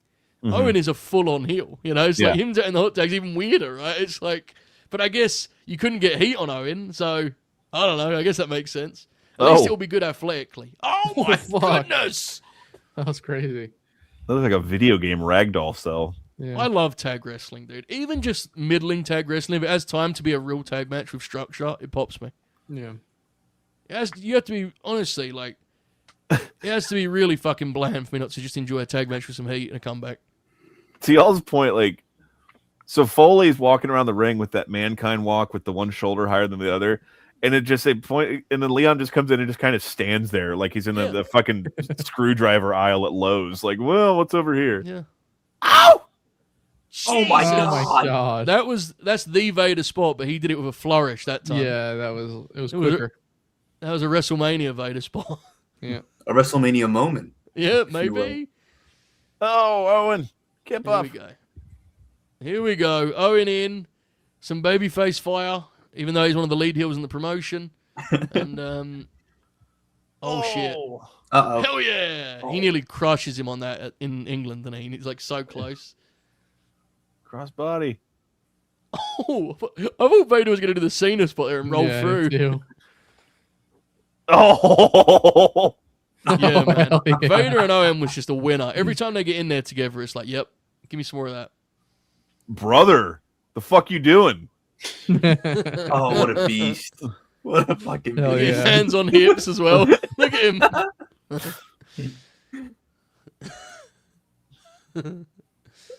Oh, The God. embroidered V on the ass is so funny. It's like, in case he loses his trunks backstage. Yeah. Oh, there they are. It's such a weird look. Oh, shit. And it's only on one What is side. he doing? And it's Oh, demolition decapitator. Oh, my God. I can't decide if it's too big or too small. What a either. terrible decision that was, dude. The juice was not worth the squeeze on Yeah, that for no, that Owen, was- man. That was brutal. Oh, God. Oh, God, what a bump. What a bump. Folks, we've been watching this show. This is what's been fascinating about his journey. How good has this WrestleMania been? Not really. We've been watching this show for an hour and 11 minutes. It's pretty damn fun, isn't it? We're having a good time. We hope you are too. Please do smash the like button if you haven't already. Bobby, any extra advice on that in terms of odd numbers and such? Yeah, once again, it's WrestleMania 13. You can do it 13 times. If you already done it 13 times, don't do it 13 more because that's 26. So, Yeah, I'd say hold there. yeah. 13's good, I think. Yeah. Oh! Owen just took a hip bump on the apron. Oh, what Owen's the just fuck. That's the hardest part of the effort, ring. bro. His effort and engine are unbelievable.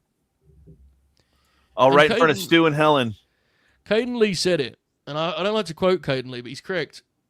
Owen was so graceful, you could take it for granted. He was a beefy guy, dude. Look at Owen's shoulders, look at his physique, He has Stu. some serious frame. Look at him.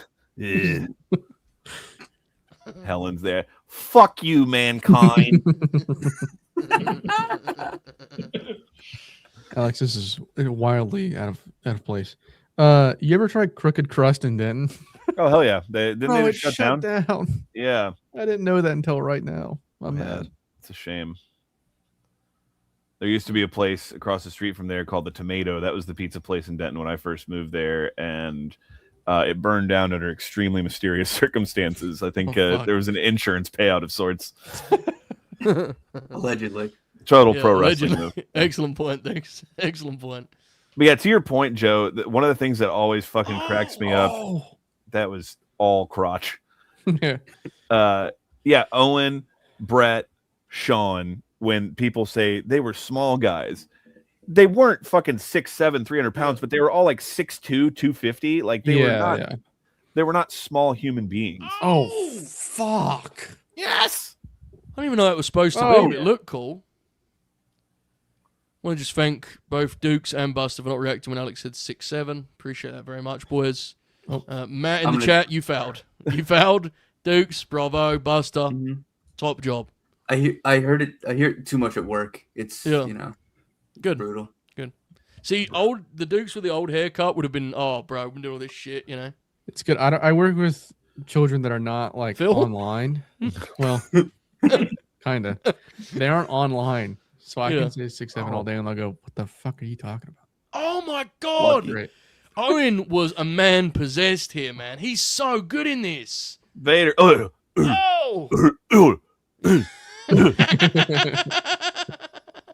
That was synced perfectly for me. Dude. Alex, I assume you've listened to the Laps fan episode about Vader after he passes. Yeah. Dude, when they do the whole bit about him getting like approved for steroids or some shit at the athletic commission, and they're like, "What's your reason?" and he just goes, "It's funny, dude." Oh, Leon tumbles. He wanted the Enzy there, didn't he? But Leon didn't catch his boot. There was another one they did one time about Leon, how he doesn't drive through Sonic, he just runs. And like if people get in the way, just like they hear him just come like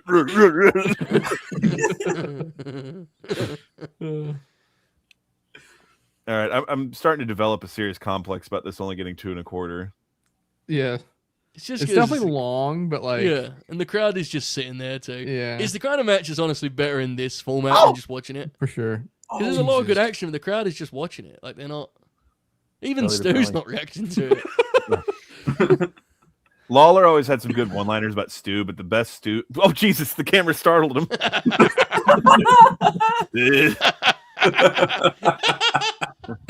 He genuinely bolted in his chair. That was incredible. Insecurity. There it is. Insert the Inoki gif of him. It does have to be said though. While I like the match, in a all heel match, double heat is kind of crazy. Yeah, Agreed. Yeah. Oh, Bulldog not even weighing for Leon. I said this to Alex was at Dynamite Oh, recently. mask is off. Oh fuck! Look at that. Oh, no. Vader's face, bro. Oh fuck. Time to feed the babyface comeback. Here we go.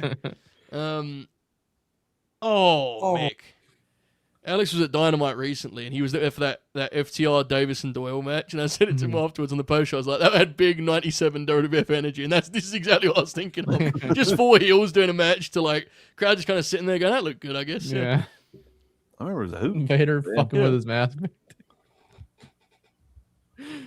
He's fucking untying. Oh my god! Oh my god! Oh my god, dude.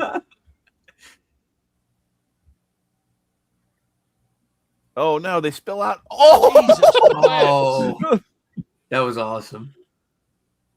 Oh man, that only works with Mick in the spot because Mick just flings himself, doesn't he? Yeah. Davey just. All right, Mr. Foley, here we go.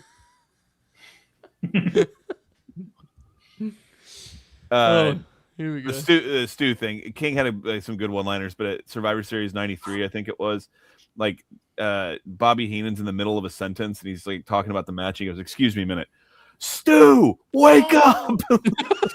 Jesus. There we go, folks. Double count out is. Of course. Oh, I think the funniest thing about Vader's gear is just Vader time and like just the most normal font of all time. It's it's just the most plain text. Yeah. That's Vader time. There was a lot of controversy recently when Ibu called some wrestling manly, and I understand how that can come off, but I think if you know Ibu, you know how he meant it. That's a manly 2 3/4 freestyle That match actually right a there, bro. controversy? It was, yeah. But I think people read it as like a manosphere thing, like he was doing like an Andrew Tate thing. Which, to be fair, I mean, I get it, you know. I don't, but have fun, I guess. that's what I would call big boy wrestling. That's what that match was. Yeah.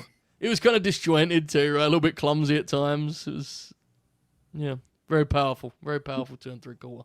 Yeah, Beautiful not gonna say it's a hidden classic, but it's a match that. Wouldn't you say if like someone told you they'd never seen it before, like, yeah, you should probably check that out? Yeah. Yeah. Especially if you're a big fan of any of the guys involved. There's just fun stuff in there, isn't there? Bob, I'm fearing that Dave's going to disagree with us again. Let's see, what do we got here? Double count out. I think all the weight that Yokozuna lost was surgically implanted into Paul Bearer. Oh, fuck, dude. Hart and Smith worked the match as the baby faces. I don't think that's really true either, but Kinda. good match with a lame non-finish, which served to ask the question what the purpose of the match was, since neither team even teased a turn. 2.5. What the purpose of the match was godly. Oh, dear. All right, folks, it's Fucking time. Ozempic ad. It is time. We are currently seeing, those of us not in an ad, the video package for Bret Hart, Steve Austin. This is the one that inspired so many of you to vote for this as our year. And here's time. Lock in. How many of you in the chat? Almost 50 grinners in the building. We hope all of you have smashed that aforementioned like button. And gals. How many of you have seen this match, folks? Tell us in the chat. I would love to know if any of you are going to see this for the first time with us here. Alex, look at the There white it wrist is. tape on Steve. Oh, man. So unsettling. And of course, from Jesus. the program, which by the way has the price tag on the front of it, $6 was the program. I believe at WrestleMania last year, I spent $35 on a program. Good lord, man. It's But, actually just this Austin image. I've literally never seen this photo in my life. I don't think I Yeah. have either. That's one of those. I don't know what that was for. It had to be one of the reference shots for his first action figure, though, because he had the white wrist tape on that. Yeah, Yeah. that makes sense. Mhm. Yeah. That makes Do I sense. hate that I know these things? A little bit, but you know. I'm glad you do, though. Yeah.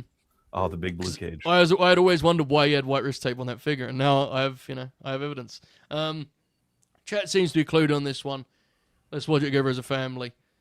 There you go. To challenge your son, first time watching. There you go. Timestamp 1 hour, 20 minutes, 34, 35, 36. That's 1 hour, 20 minutes, 38, 39. What are 40. you seeing right now, Joe? Sharpshooter just got applied in the replay. Brett is wrenching it in slow-mo. Steve's got his arms raised in the video package, I should say. Sorry, my bad. Right Until now, we come out of the video Brett package. now. Huh? disarray. What's up, Buster? Here we go. Never mind. I got it. We're back. Okay. Appropriate for the day. We've got the illuminated shamrocks in the ring. Indeed. Here we go, folks. Oh my God. Look at the arms on Kenny. Holy shit. He looks like me. He burned the candle at both ends, but he got to look like that for a period of his life, and that's pretty sick, dude. Yeah.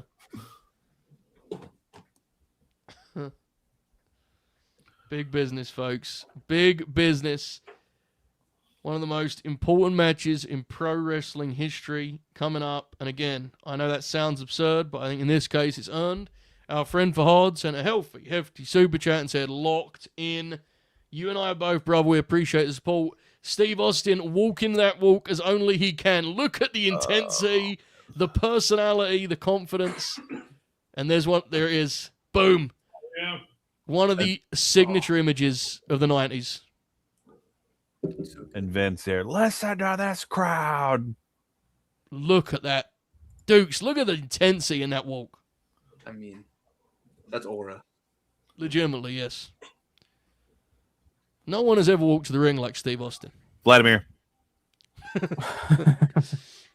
anyone wondering that's just listening, that was Alex pointing out the famous fan. That was not a suggestion that Vladimir Kozlov walked to the ring with the same level of intensity. My bad, yeah. Vladimir the super fan. Yep. Steve, ready to fucking go. Is Look- the documentary they made about him good, Vladimir? I never saw it. I never saw It is. I was gonna watch it. Yeah. It still doesn't explain how he was able to go all those shows and stuff, other than he just worked.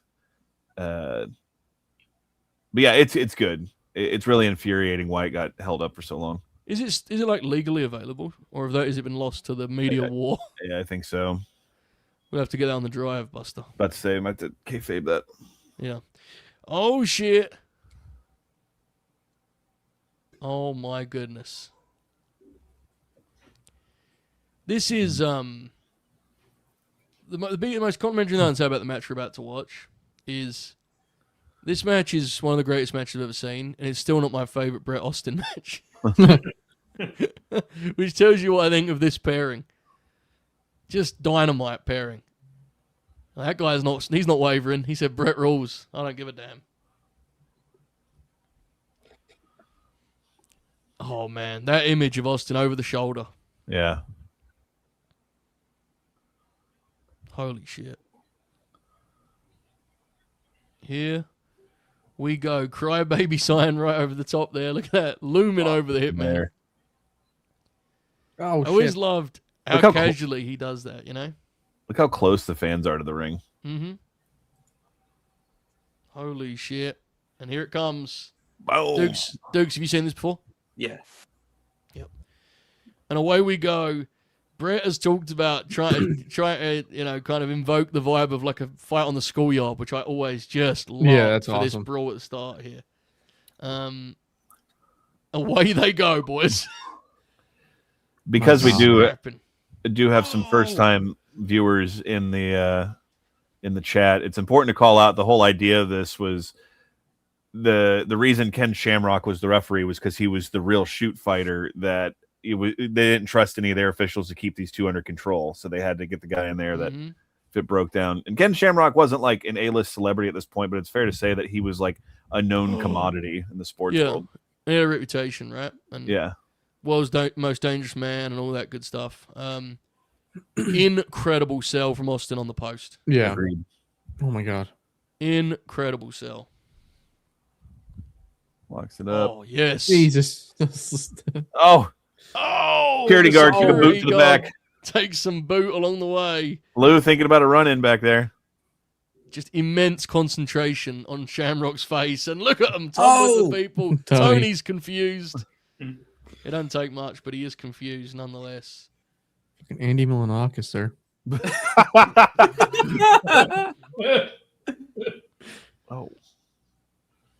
Ken's actually doing security. Yeah, I man. never noticed that. Got to do something with those arms, you know. Oh my goodness. Oh baby. We've lost control of this one already, folks. Even with the world's most dangerous man. Holy shit. A It's been a while since vicious, I've seen this, dude. vile match, Jim Ross. What's up, Buster? It's been a while since I've seen this. Yeah. And it's Yeah, probably your me first too. time watching it with the build behind it, right? Yeah, well, yeah, definitely, yeah. Even on Raws, we were underwhelmed by, boys. Steve Austin with some promos. Oh, man. Oh yeah, he was always the best thing. Yeah, Oh, it was yeah. pretty consistently like one of the best things on the show, at least, if not the best. Shamrock 316 sign there. It is chaos, dude. Look at Dude, this. Shammy jumping the fucking wall there. He was Holding all in, people wasn't down. he? He was just Yeah. desperate for someone to hit him so he could punch him in the face. No shit. Just hoping someone will test him. Look at him. Keep an eye on this fella in the brown jacket, looking for a high five, slapping Brett on the back. Dude, this guy's so drunk and happy. I remember this guy. Look at him. Yeah. He just he did the thing with turn his hand inside out. he put his hand on Brett's head and just like give him a pet. Yeah. He just tussled Shamrock's hair. he did. Goodness gracious me. We This is have brutal. ourselves a crazy brawl out Oh the my gate. god. And a back body Oh! drop to go with it. That's such a great shot because you don't even see what happens. You just see the Yeah. legs go over. Fucking Orson Welles back there. Oh my god. Big fella. How crazy that Austin took the back body drop at fucking Mania in 2022. That was an insane moment in time. Yeah, it was awesome. Mhm. Got a feeling that will be coming up when we do our Mania 2020's list show next month. Open up voting for that on our Discord. We'll get some Twitter account responses in soon. Ken. And Ken Joe, is... Joe, do you see that banner, by the way? Oh my god. Oh, jeez. Jesus. A little bit of viral marketing there. Oh. They're back at ringside, folks. The hit, what an image. Boom. And Chicago roars in response. Sorry, Bob, I know it's not Chicago, but you get me. Oh, Oh, my. Fuck yeah. Jesus. To be fair, though, like, we had fun about Shamrock getting in the crowd, but that he had to get the gimmick over, really, didn't he? Like, oh yeah. if the idea is he's going to police this fight, he had to just get in there. Yeah. Even if it was a crazy thing to look at. It's very fair to say that like he is kind of a really important part of this match. Like Brett and Austin Yeah. are obviously great, but Ken plays his role perfectly. He does, and it's an understated role, which is one of the hardest things to do in wrestling. It's a lot easier to be the show, right, mate? It's about Yeah. you. It isn't about him at all, but he nails his part. And of course his Oh, that was Fucking hell. terrifying. It's an example of sometimes stuff not looking as pretty as you imagine makes it look better. Vicious punches from Brett there. Took his leg out, didn't it, the steps there? Ibu's in the building. Hello, Ibu. In the chat, shout out to you. None of your business. What? We're watching Brett and Austin, bro. Lock in. Post him too. Goodness gracious. Jake, on Netflix, we're at 1 hour, 29 minutes and 30, 31, 32. That's 1 hour, 29 minutes, 33, 34. Steve Austin is on the attack. Boot to the grill. Oh, my. Oh, It's On right hands. this match. It's right this match happened with the red, white, and blue ropes, I fear. I would agree. agreed. It's a good send off for it. Oh, they go the wrong way on that. Always pops me. Steve spins the other way at first, doesn't he? Hebrew, I watched this around last summer, I would say. Buster and Douche, I haven't watched in a while, right? it's been a while. Yeah, I haven't watched it since Bobby- I was probably a teenager, to be honest. Watched it Bobby last watched week. it. I was going to say last week. Yeah, Alex, how long for you, mate? I always usually watch this around WrestleMania, so probably about a year or so. Do you have any, I mean, again, I know it's so long, but any memories of just the vibe for this one, or is it all kind of a blur? Oh no, like there's a part where Austin low blows Brett that I specifically remember, like the roar Mhm. from it, and then also the reaction in the post match angle. I remember it was, and also Oh! like at that young, I had never really seen that much blood just come from one person in a match. So like, it's memorable in that regard. Recently, yes, it went in the Hall of Fame, but they also did the action figure set, right? With the bleeding Austin and the Shamrock with the referee gear, the whole works. I mean, this is rightfully has stood the test of time in terms of even in canon, even in the in-house history, this one is celebrated and revered as it should be. Brett is beginning to dissect the left leg, the braced leg of Stone Cold. And Brett, being the just wonderful human that he is, gave us 2 moments from the Hall of Fame. The one where he goes, "Hell yeah!" And then 2 where Triple H shook his hand and then he just turned to Steve and rolled his eyes at him. That was outstanding when it the eye roll. Yeah. He kicks his leg out, and I gotta say, folks, Steve Austin's sell of the leg in this match is one of the greats you will ever see. I mean, look at the way he is pulling himself up. Oh, and a stunner! Oh yeah. from out of nowhere. After the eye roll thing, didn't Brett do an interview where he was like, "What are you talking about?" Yeah, beast mode. Dude, look at the agony on Steve's face. Yeah, Alex, what was you dude. going to say, mate? I was just gonna ask Buster, have you seen that he was, one of those people who film things vertically, was doing the this wrestler, and they went Triple H or Randy Savage. He goes, Randy Savage by 1 trillion miles.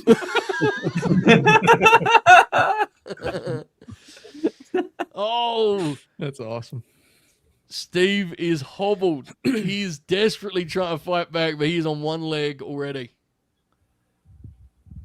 As many times as we've tried to replicate this, it never has the same impact as this did. Yep. What a visual there. Yeah. He does it one other time on the Oh. lead up to this, and it just looks like shit. He fails. Yeah, he failed it completely, yeah. Our friend Hudson said, fun fact, this match has made 4 different Fed video game modes. Legends of WrestleMania, Derby 2013, 2K14, and 2K16. It was in 2 straight years. Yeah. It was in 3 of 4 years, in fact. That's awesome. Austin It has to be Showcase, 30 Years of Mania, Attitude Era, and Relive. What's up, Alex? That has to be up there with, because I know Hogan and Andre has been on Yeah. even non-WF games, because that was part of the Legends of Wrestling. Mhm. Yes. And Hudson said it was in 2K24 too, so 5 games, in fact. Jesus Jones. And watch here as a Coca-Cola goes flying all over that poor fella's trousers. All over his trousers. Brett, Someone's Coca-Cola has gone. And it's think, time. get out of the way. That's the chair I want, the one with all the Coke on it. Look, you see the Coke? Davey Boy's going to hit the ring after hearing that. Watched this match with my dad, and I was like, see the Coke? My dad goes, enough with the Coke. I said, it's fine. Oh, my goodness. The Look how crowd. sick that looks, dude. Flashes. Listen to the crowd compared Yeah, to dude. everything on this show to this point. Mhm. Oh, my goodness. Look at this. Look at the hobble. Oh, Look at the leg. Oh yeah. listen to the crowd, man. That has it's weird. Austin getting up with a chair has a uniquely like a horror movie vibe. It's very Look, strange. I dude, can't explain it. Oh. I think the adrenaline got the best of Steve there, man. He swung that chair as hard as he could. Fucking right, he did. Fucking, he hit him with the chair and all just top of his lungs, everything he had during Lawler. It's WrestleMania, baby! Top of his fucking lungs. Oh, if only Honky could have been on the call, you know. Imagine the energy he would have brought. But anyway. It's fucking fake, man. Beautiful.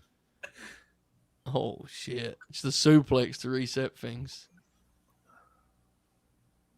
Oh my god! The crowd.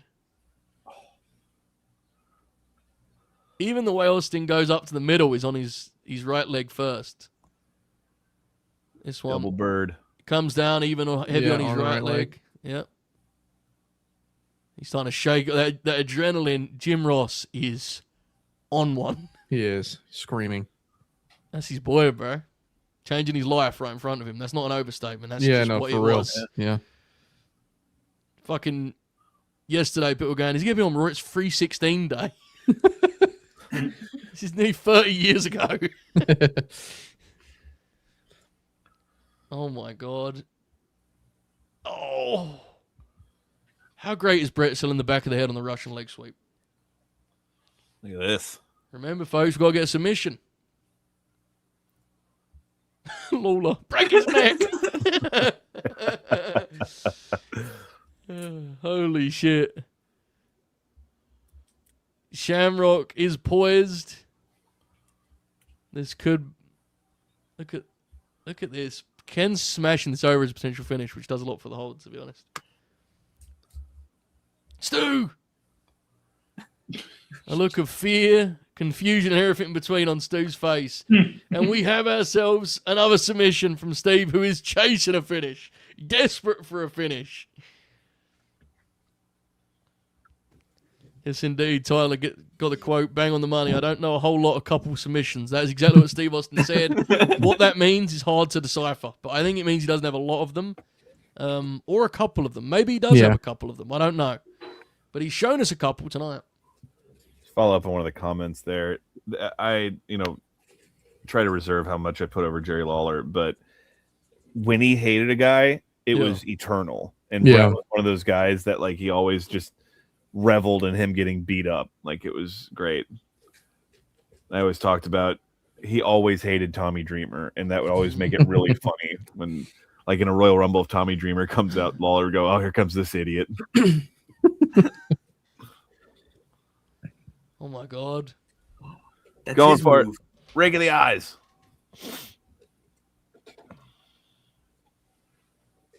Holy shit, dude. I always forget the heat, It's just overwhelming, isn't it? Absolutely overwhelming. Yeah. My goodness. Oh. The punches. Firing in. Good God. Oh. Wow. I always love too, Austin's always trying to create space, right? Because he's... Listen to the people.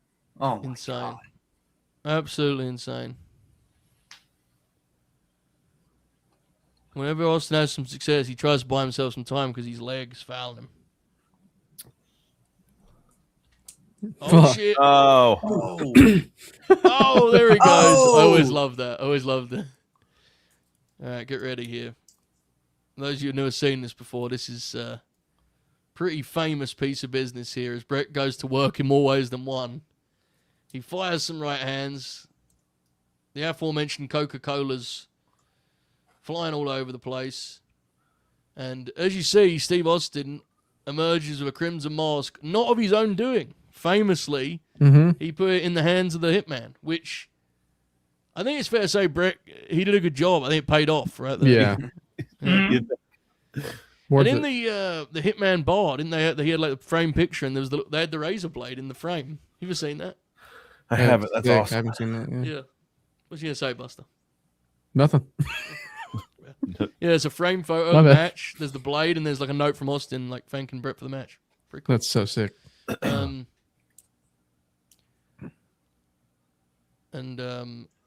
As you can see, the blood is there immediately, but Brett sure makes the most of it with those right hands. Oh!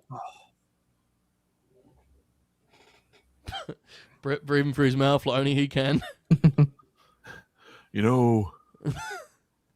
He's just always huffing and puffing, and he always... Oh, So baby. It pops me in this Survivor Series match when Jay keeps talking about how blown up Brett is, and it's like, Brett just kind of does Yeah, that, to be yeah, fair. he He's always always does it. been like that. Oh, shit. The space to sell is everything for Austin. Oh, look at that. Oh! This is weird, but Steve always had like really thin blade jobs. You know what I mean? Like his blood's never Like like bloodstream. Yes. Yeah. Well, It's you really know. weird. Took his time on before the match, brother. Yeah, he was Yeah. living wild. Fair. Oh, shit. Especially at like 17. It's wild. Yeah. Yeah. Yeah, Jake said it kind of splatters. Yeah, indeed. Yeah. Oh, Beautiful. I was gonna say it kind of is like because he's bald, it has more space. It definitely. I do definitely see what you're saying, though. Yeah, Definitely. because it The happens to bald head's Dax always too. funny. Yeah. Well. Yeah. Shout out to Open the up, talk to axe. Yeah. The chair. Look at the desperation on Austin trying to get himself any kind of space, dude. Oh. Fighting. The crowd's response every time he even goes to hook it tells you how much he protected that move. Yeah. Oh. Whatever it takes, boys. By any means necessary. Oh, that's the next match. Sorry.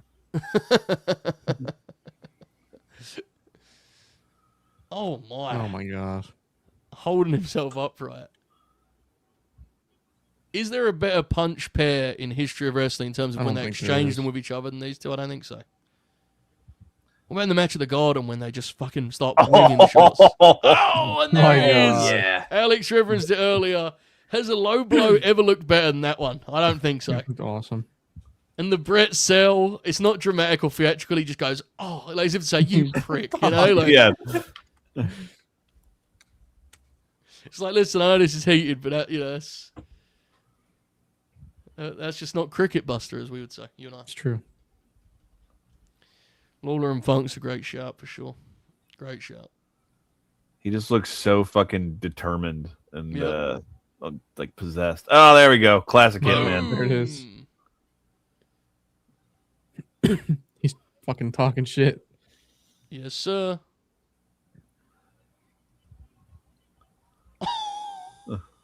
Look at this. Yes. Crowd going The nuts. adrenaline carrying him. The crowd now are really turning in his favor, more so than ever, right? hmm The quick pause for the double birds is gone. Yeah. Yeah. It's so good. Honestly, dude, that 3 minutes there where Austin just gets to sell, and sell some more is when the people fully go in his way. Like, not fully, I shouldn't say, but they lean strongly in his way. Yeah. There obviously are still Brett fans. And I will say, if you watch the TVs after this, there are still fans that are like, no, we're Brett. You know, it doesn't happen overnight. But, oh, the sell of the head, boys. Clutching his head on a super plate. He bounced upright off of it. Look at the blood. Goodness gracious me. I can't even imagine watching this live. As a young'un, this must have been breathtaking stuff. Overwhelming, to be honest, I'd assume. I think that's an accurate word to describe it. It's very overwhelming. I'm not saying these are the same, but Dukes, do you remember watching for yourself? Watching from home, I know, but watching after seeing the very short build when Punk and Eddie had their match. Oh yeah. That feeling of, oh my God, what's going to happen? Yeah. Mhm. I mean, you can only imagine for this, right? Which is Yeah, that, of course. times 10. Oh my goodness. The cable. Steve, not paying attention, man. Chekhov's ring bell. And it should be said, that is a more graphic image than it probably feels now because of how much graphic imagery we get in wrestling Yeah. now, right? Yeah. Oh yeah. Oh my God, Shout out dude. It's- Roosh. He does that every match. Yeah. It's Exactly. like horror movie shit because Austin's bleeding all over the place. Yep. Yep. And how desperate Oh my god. the bell is. And here it comes. Nope. Here it comes, boys. Sharpshooter applied. He's turning him over. Look at Shamrock. Oh, The people. Puddles of Oh my blood. god, yeah. There's a shot coming up here that I don't know if people can understand right here. How often that was God, on television, man. Yeah. how much that Yeah. was merchandised. Like that was It gives me Steve chills Austin. every time. Yeah. Gives me chills every single time. the scream and the two streams Yes. of blood on either side. Mhm. And the way the camera kind of reverberates for a second. Yeah, It's it's like fucking, actually cinematic. yeah. Mhm. Oh my fucking God. The commentary, you gotta give him full props, dude. hmm Yeah. The way he digs his hands in here, his last Yep, effort. Here it comes. Alex, I know you and I have talked about it. You know the film that that Brett, like, Oh, the idea came to him with? What's that? he compared this image. There it is. Oh my god, to Cuckoo's Nest when he tries to pull the sink out to smash. That's right. Yeah. He says like because the audience falls in love with him because he tries. Mm-hmm. That's that moment there. Like he's not gonna get out of this fucking hole, dude. No. But he digs his hands in, and that's it. That's all he's got. Look at this. It's so fucking incredible, man. Oh my god. God damn, bro. The fingers. He gets so much out of that. So that's like a very Steamboat thing. Obviously, worked with a lot. But... Steve, do you give up? Just laying, just without a single movement in a puddle of blood. I love it though because Shamrock says, "If you don't respond, I'm going to stop the fight." Like that. Yeah. It's so good. Again, to your prior point, that's where Ken's presence is so pivotal, right? Like that makes he would call it there, wouldn't it? That's the end of the fight. Just oh fucking my god, epic! Like there's no, it's like perfect. Like that's the match. That's like the WWF match, and like there's nothing, there's no missteps, there's no one single second in it where they overthought anything. It's just so fucking perfect, dude. Because you're right. It's as much as it's complex what they're trying to achieve with the double tournament. It's really a very simple match, telling a very simple story. It's about Steve Austin basically never saying die, right? Yeah. It's not what you do, it's how you do it, isn't it? And the thing that, the double turn is all after the match because here he's just a guy that was in a fight and, with no love lost because he's like, fuck that dude. Like, he's like, I don't care. Yeah. Then, I also think it's that, but I also think there is a money to Brett's demeanor almost having this sense of like, that's what you wanted, right? That kind of vibe of like, that's what. Are you not what entertained? Yeah. Yeah. Which is just so human in it. It's so real. Look at Austin. But then here it's like, oh, fuck you, dude. Yeah. Yeah. Fuck this. Ken. Look at Ken, bro. Here we go. It's time for Ken's big. It's crazy this is actually the most he does physically in it. Oh. Yeah. God damn. Get his money's worth, though. Oh, shit. Ken with that very unique striking stance that he sincerely utilized in real fights. His fucking THQ fighting stance. So he was never a K1 striker, I got to tell you, Kenny. I got to say. Vontel, I do prefer the Survivor Series match, but that's not a slight on this. To me, they're two of the top 5 matches in the history of the company, yeah. The Brett look to both sides. Yeah. Brett's demeanor is just so money, dude. This awesome part. He takes a step back and it's like to go, fuck you to somebody. Yep. He high fives the people that are with him, right? Tells the guy to fuck off. Quick shot of disgraced podcaster Colt Cabana giving him the business.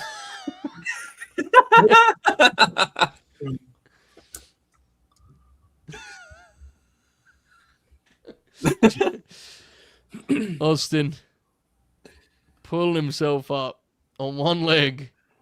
So epic. It almost kills Mike Chioda here. Yes, he does. Oh my god. God, so good. Look at that image, dude. He's walking out on his own. He is walking out on his own, better or worse, right or wrong. And a style that was already emerging going into this. I think we saw that on the TVs, boys, right? Like it was there, but that's the moment in it. That's it. No turning back after that. 100%. I remember Steve saying one time of this match, he got backstage and Lanza might have been the agent on it, but he said Lanza was there. And Steve like sat down and was, wiping the blood off. And he said Lanza just walked in and he's like, well, you're not going to have too many other ones like that. And, they kind of all realized in the moment how special it was. That's awesome. Yeah.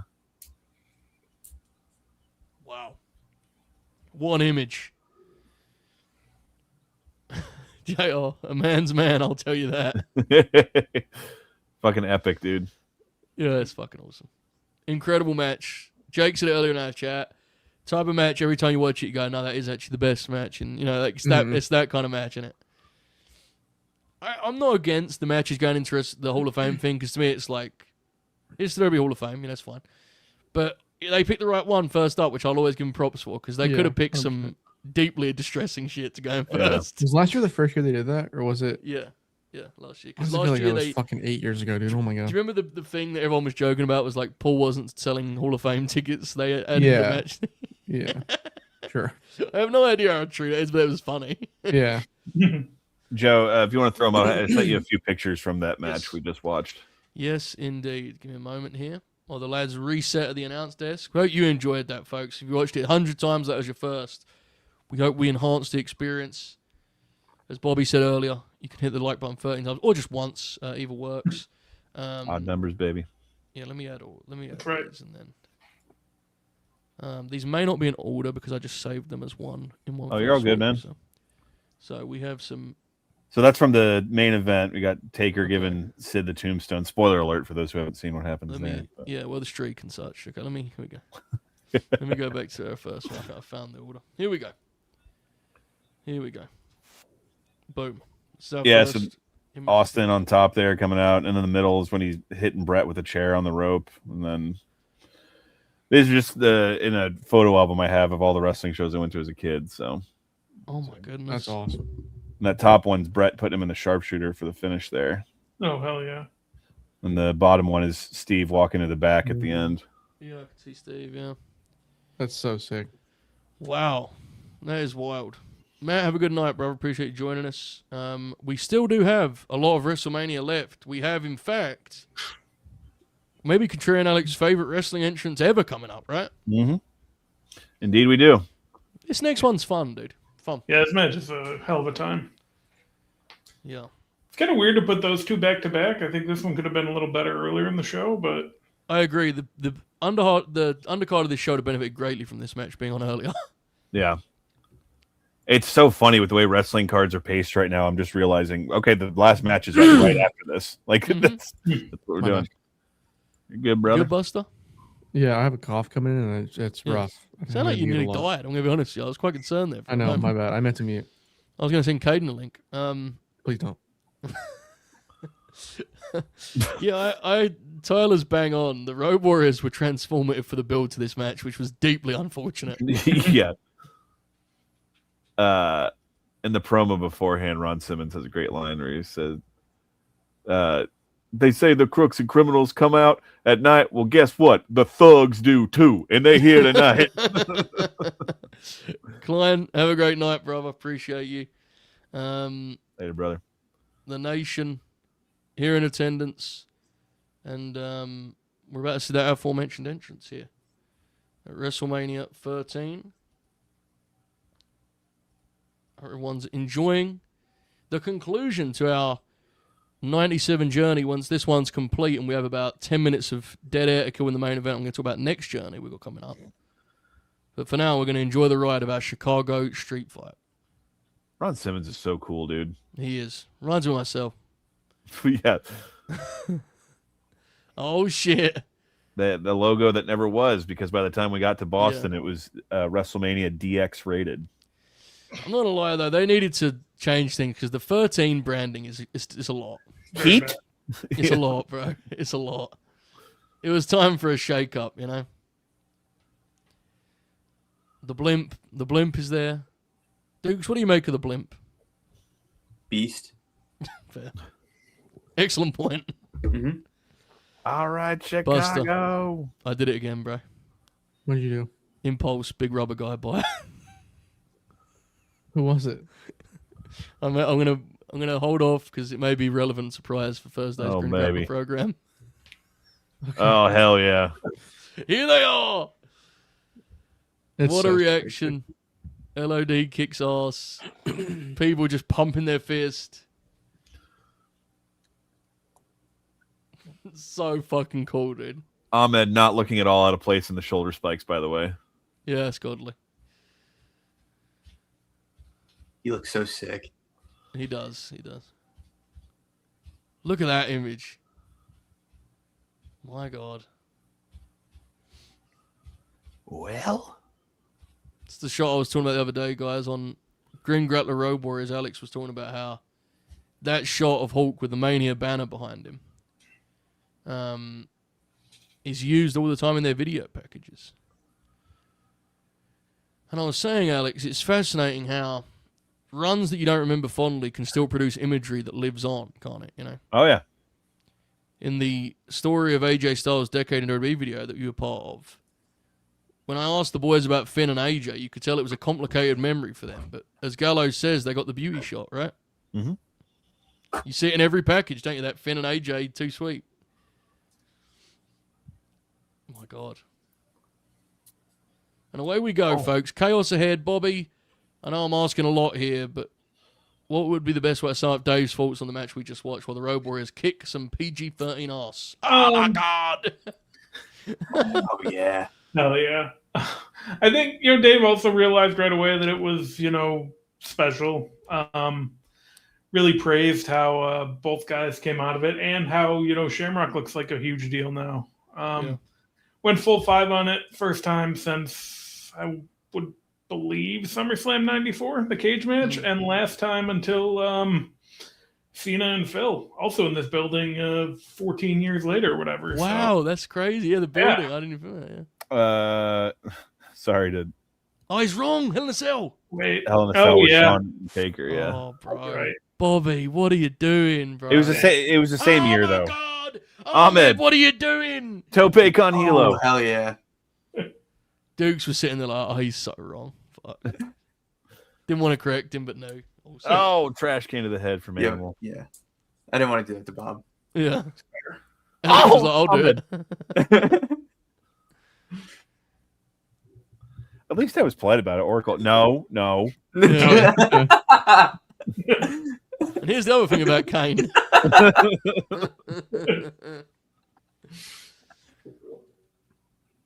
God, Animal gets bigger on every fucking 97 stream we do, I think. You on the food? Very burly man. Very burly man. Hawk. And Hulk with that. It goes up. Catches it. Yes! God, Hulk is fucking awesome, bro.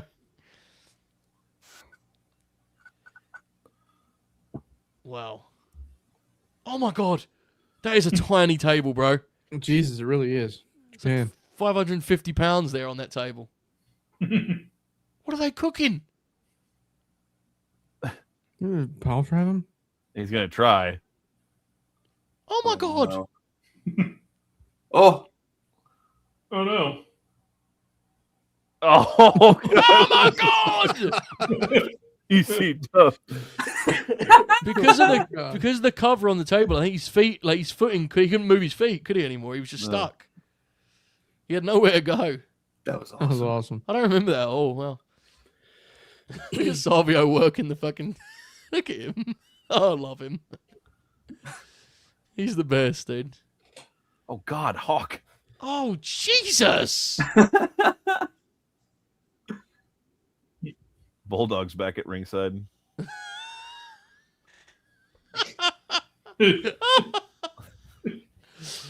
Oh, this is damn sure physical.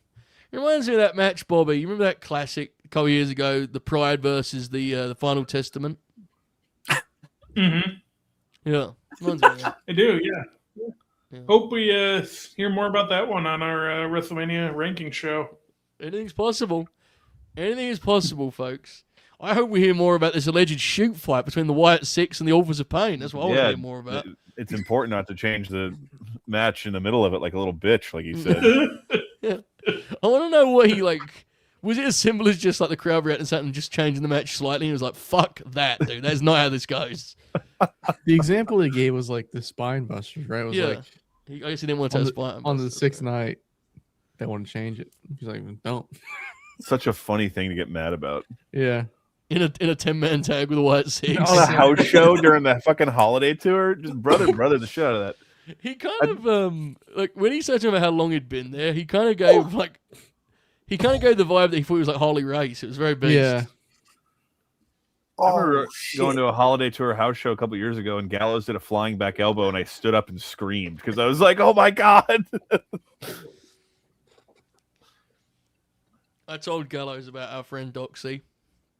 He was at MLW, Doxy was, and he messaged me.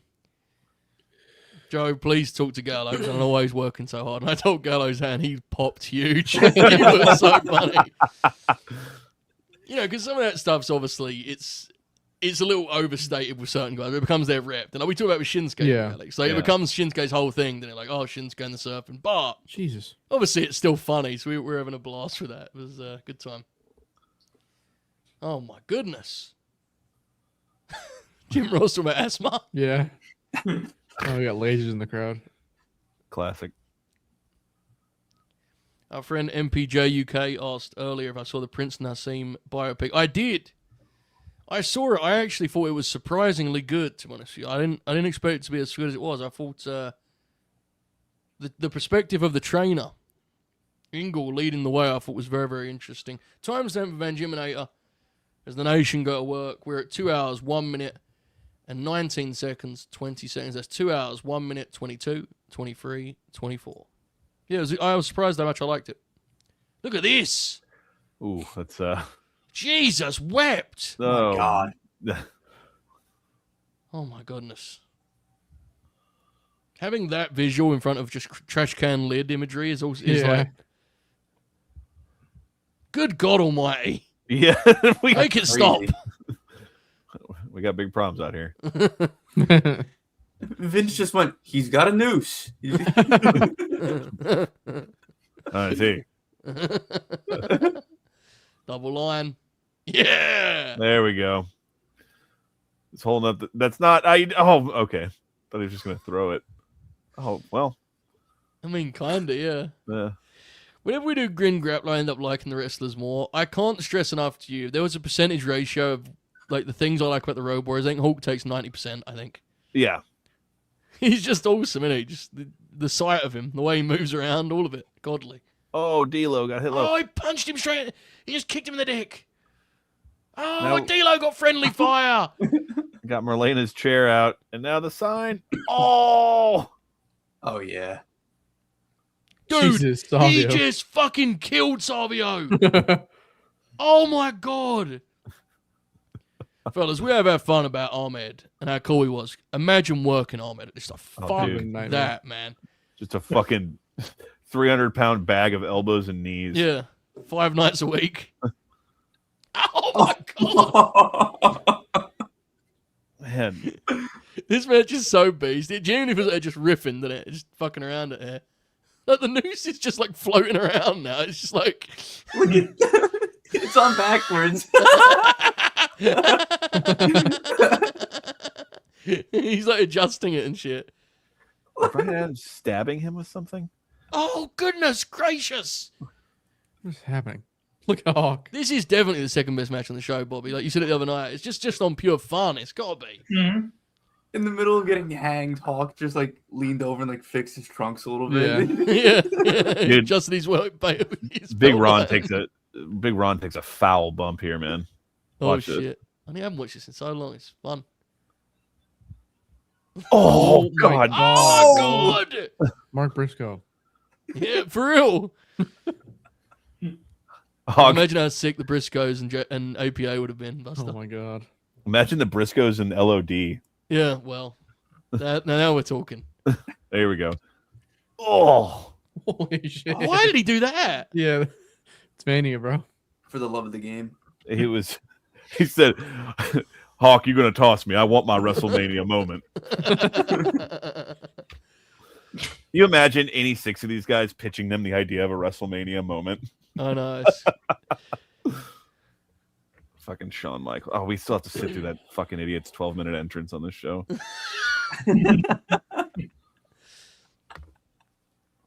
Good God Almighty! Poor Salvio. He just wants to have a nice wrestling match, and he's in this anarchy. Buster, would you call this anarchy in the arena? There's no blood. Oh, my bad.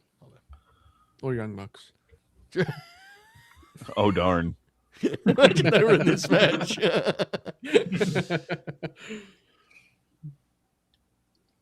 The damn noose, man. Can we stop with the noose, please? I'll give anything. I think Savio just hit a snapmare, because why not? Yeah. Salvio just wants to get control of the whole thing, then he's had enough. He's hoisted his belt up now, too. Boys are battling mightily with their own gear. Oh my God. Oh Jesus! More fire extinguisher. Fire extinguisher, spinebuster in center ring. Big Ron looks in absolute agony. Fire extinguisher. Hulk just walking him down in the background with the fucking fire extinguisher is so good while there's just wrestling happening in the middle of the ring. Oh my God. D'Lo. Good old D'Lo, trying his best, isn't he? Probably like 18 years old. We're moving to the finish here. So, Good Lord. Oh yeah. we definitely missed it. But there's a part at the beginning of this match where Hawk's brawling in the aisleway with the Nation of Domination guys, and the aforementioned Colt Cabana behind the rail starts throwing worked punches at him.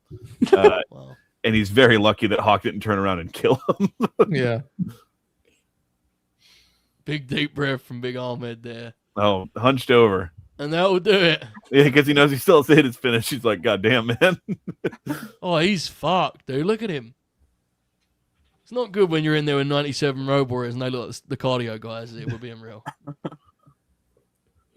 Fucking Animal's got a Lloyd's of London where he can't wrestle singles matches, so he's still got more gas in the tank than Big D'Lo. Ahmed. D'Lo's going up. Oh, shit. Oh. Oh, shit. Jamie Dundee. Where's Oracle when you need him? I know. Great worker.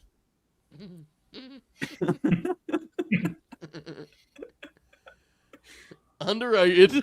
Yeah, this is so sick. Oh, Fuck hell yeah, it Christ. was. Ahmed is spent, dude.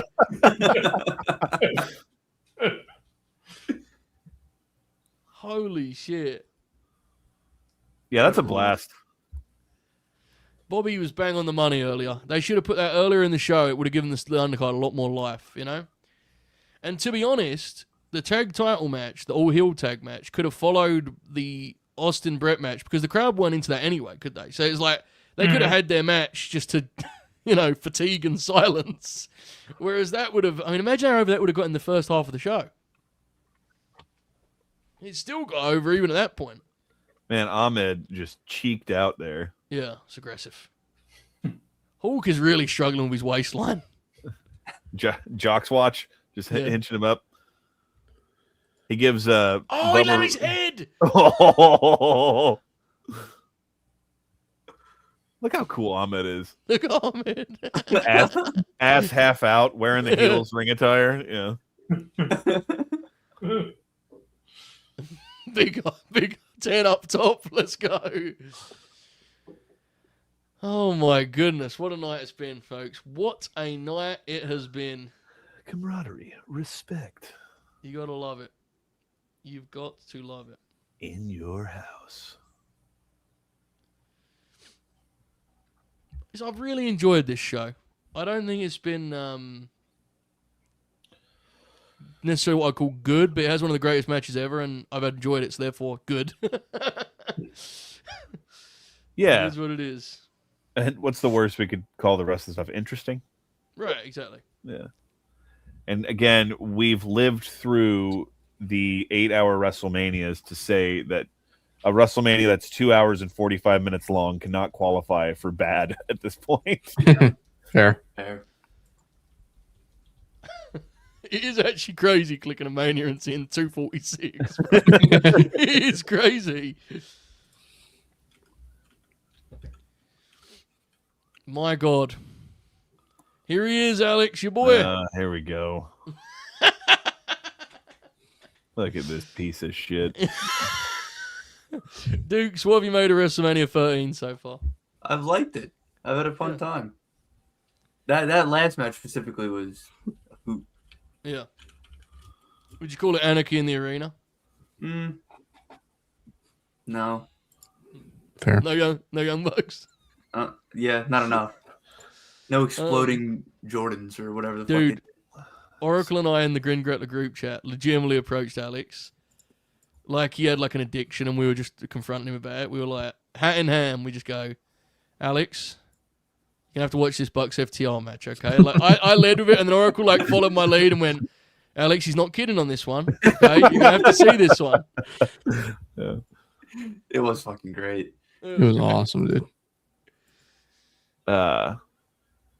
As you know, speaking of the Young Bucks, actually, you can see the smart fans are throwing up the too sweet for Sean, to which he's reciprocating in a very cool fashion. As you know, he's the cool guy. My knees injured. I can't do Sean, but you know, my smiles. What a fucking bitch, man! I can't do. It was very interesting, I will say. It was very interesting. The Observer write-up after the Smile promo and watching it in real time, I definitely had a different perspective on the sort of the realities of being a top guy at that time and the stress it caused was serious. Let's be real. The knee element is the part that I think people struggle with because he kind of has both. Then he has like his cake and eat it too, you know. Like he doesn't help his case by coming out here to do commentary, and he faked like he's going to get in the ring, and now he's doing another lap around the ring. Right? Yeah. Like because I think we saw with Eddie Guerrero a decade later that is a real thing, the mental strife of being the top guy. But yeah, the knee injury and the whole thing about like what the doctor said to me, and it's like, look, let's be real. If any of the boys went to a doctor of any of any caliber and asked him how they were doing, they'd say, "You're fucked. What are you doing out there?" Right? I mean, that's pro wrestling. There you go. Too sweet. He did that one there, and then the next night on Nitro, Nash came out and he said, "Right back at you, HBK." But yeah, no, I don't mean to diminish that because that's one of the things about Brock leaving in 2004 that's never really talked about. It is clear the stress of being the top guy like really fucked that dude's head up. And so that's a real thing. The knee and then Sean just being Sean over history. To be fair, if he hadn't, Steve Austin may have not become the biggest star in the history of wrestling. So. And I can't help but laugh. He does have a line on commentary we're going to hear in a few minutes where when Brett comes out at the beginning of this, he says something like, "Imagine that. Brett is bitter. He's not in the main event." Vladimir. Accurate. I tell you with confidence, MPJ UK, that Alex has not seen the MJF Adam Cole match from Sunday's pay-per-view. Pretty confident on that one. Adam Cole? MJF and Adam Page. Are y'all getting the Sid promo? Sid, okay, yeah. Oh, can I get a time step? I forgot I fell behind because the ad. 2 hours, 13 minutes, and 18 seconds. 19, 20. That's 2 hours, 13 minutes, 22, 23. And tonight, when darkness falls, every man, woman, and child. Before we get to this, Bob. Yeah. I have so many questions about what we're about to watch. Before we do, Dave, I think, liked the street fight, fair to say. You did. 3.5. Yeah! Hell yeah.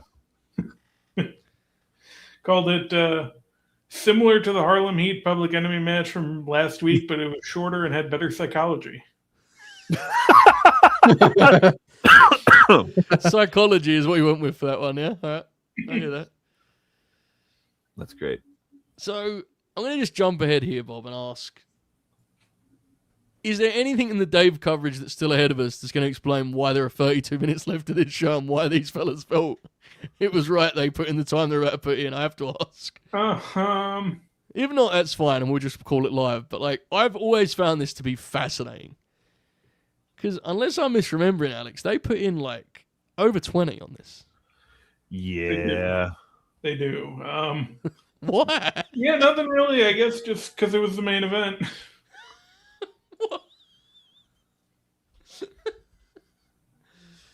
This is a weird one. The wonderful, possibly the best book that WWE has ever put out, the Basil DeVito WrestleMania story that came out in 2001, I believe. Wow. There's a pretty fascinating chapter on this WrestleMania and talking about this match specifically of Sid, because Sid is not long for the world of the World Wrestling Federation after this match. And like what we talked about at the beginning of this being the one match that they didn't budge on and Vince thought was going to work, in some way, and just not knowing where Sid's head's at, because the whole idea was, which is true, and we've talked about, I think there's about 3 hours on the internet we're talking about this.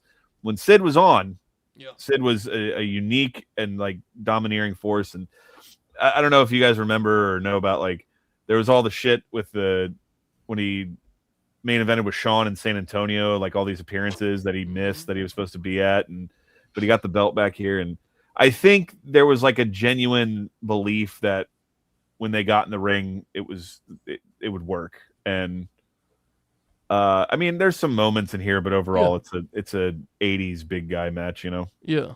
Yeah. It is sick that Undertaker wore his retro gear for this match, and I will never talk about this match without bringing up the hilarity of Taker winning the title here was viewed as his thank you run, and he wrestled in the company for legitimately 20 more years after this. Yeah. His last match is 2020, isn't it? So, yeah. But we get to hear Sid's entrance theme, and that's always a good time. Accurate, yep. My goodness. Cool presentation, though. Really cool presentation. Love the lighting on that Taker entrance. And once this one settles down, folks, I'm going to tell you all about our next Tuesday night journey coming up in April. But for now, we're going to enjoy this Sid entrance as he makes the walk as WWF champion one last time. 2 WrestleManias, main evented both of them. That's insane to think about. Just the most Sid stat ever. In it. Yeah, for real.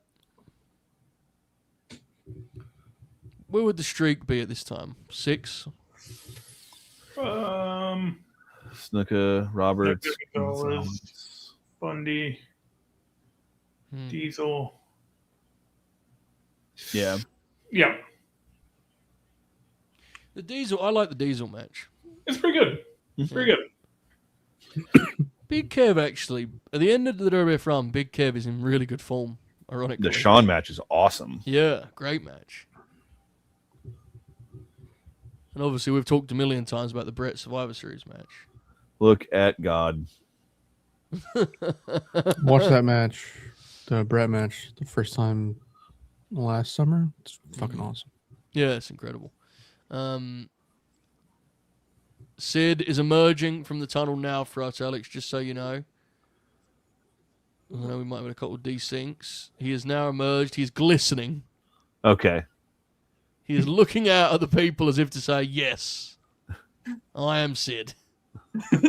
Suddenly, I'm dominant, Bobby. Oh, man. This is it? This is the moment. And as usual, he greets the fist bumps head on. He is drenched. The people are just pointing and signaling him as if to say, yes, you are Sid, correct. Who's the man, he asks, as the Sid RIP sign looms over his shoulder. A high five there for one of the fist bumps.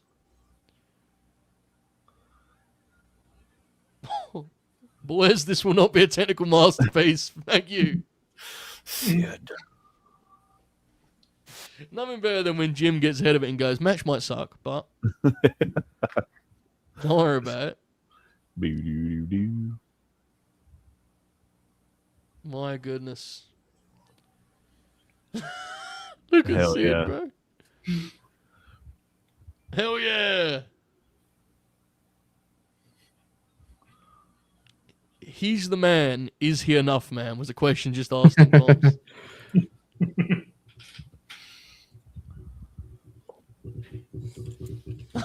Bro, look at Sid's face. How well do you remember this one, fellas? Have you seen this for everyone or not? I have not. Dukes I haven't is seen not. it, no. Buzz, oh my goodness. Alex, you remember this one well? Because I haven't seen it in a long time. I remember it being challenging. It takes a while to get going because we have like some shenanigans here in the beginning. The main thing I remember is the way like Sid like glides into the tombstone. It looks so oddly majestic the way it happens at the end. So God, Sid looks fucking awesome with that title. He does. But to your point, there's a significant stretch of nerve hold in this match that is quite taxing. Yes, indeed. Bobby watched this just a week ago, so I'm sure he's confident in his stance. Thoughts and prayers. And the boys go nose to nose as the Hitman emerges. Oh my God. Bret Hart is back at the scene of the crime. Look at the blood he's left in the canvas. Say, bro. Good Lord. Hebner's trying to get him out of here. I want to go home, Brett. Come on.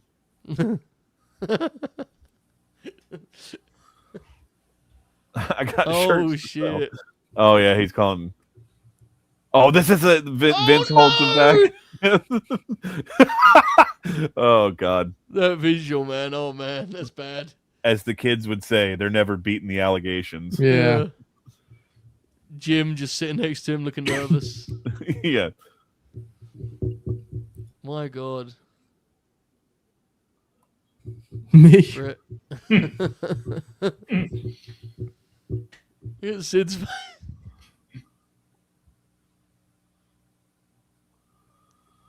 I think most people don't even realize he comes back out on this night, you know? Yeah. The build was very much like a four-way build, to be honest. Like the go home, they do a whole thing with all four guys, the cage match, you know? Which includes, of course, I don't know shit, crybaby. I clipped that. It was a banger on Twitter. Hell yeah. Oh, those familiar Sid right hand, that clubbing Overhand blow. right. I smell power bomb. Oh. A power bomb in center ring. And Sid calls for a mic of his own.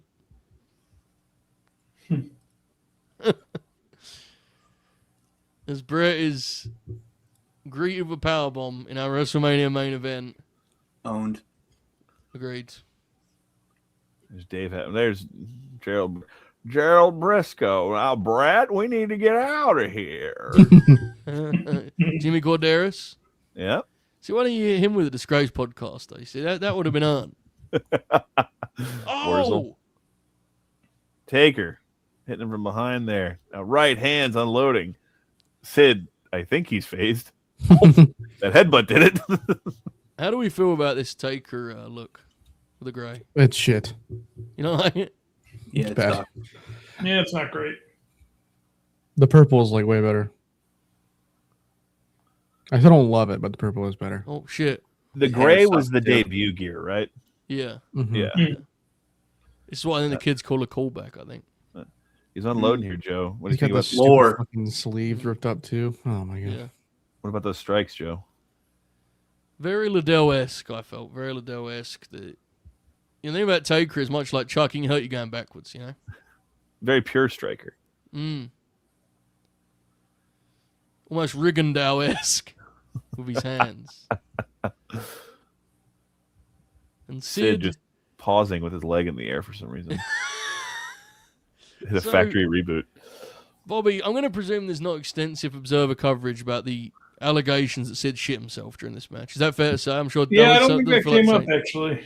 Dave didn't get to that. No. Do we know where that comes from? Where that started? Well, for sure. I mean, it's one of those internet things, I guess. I could look it up. Has no one asked the Undertaker? He does like 8 podcasts a week now. Why doesn't someone ask him if Sid shit himself?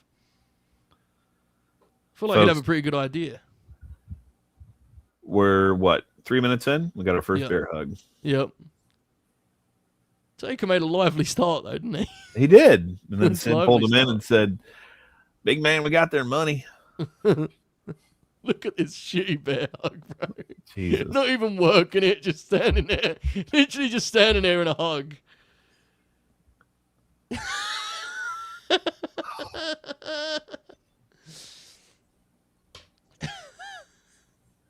It is always important when we celebrate Sid, as we do, and we will continue to, that we always remain aware of who Sid was for good and bad, you know? Oh yeah. I mean, look at this. You're working a fellow big man, fella. Might be worth changing the tact a little bit. I don't know if this is the one that the great people of the Rosemont Horizon were looking for, you know? Yeah, I mean, they kind of set him up to fail with the match order, but they didn't do themselves any favors here. Yeah, I mean, the reality is, and it's ironic that he went 2-0 in this regard, but, you know, Sid was many things. I don't know if he needed to be a WrestleMania show closer. I think both encounters proved that to be the case, right? Most likely. Both entries into history. I don't know the Everyone last needs time to I would have watched maybe- that Hogan match. Yeah, it's not up to much. I mean, the crowd's hotter for that than this, though. I'll say that. Hogan still has a pretty good crowd reaction at that time, but yeah, it's not much. But ironically, that night, the other main event completely kills it, obviously, right? With Flair and Savage. Oh, look at those. Almost Buddy Murphy-esque clubs there. It's the kidneys. Those that have watched your 205 Live don't remember the match with Cedric Alexander where we saw a similar tact. And we've returned to the bear hug. Is that anywhere? Can we watch 205 Live anywhere? You can. Yes. Because you're on the late night Grin, but I don't know if the masses can. That's just something that no one even asked for. 205 Live, what was that? What's old Boudreaux up to? Is he still out with his ankle shit? Yeah. Poor guy. He recently got back in the ring, which is good. He's training, but I don't think he's... I haven't got any He like update. fucked it up bad, right? Like tore like ligaments and stuff. Yeah, he did it before the oh. match too. Oh my, he did it before the match, from what we understand. Right, it was when he got in the ring. He was he wrestling Okada? Oh, Jesus! Oh my God!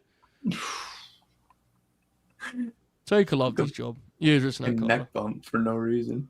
All Japan.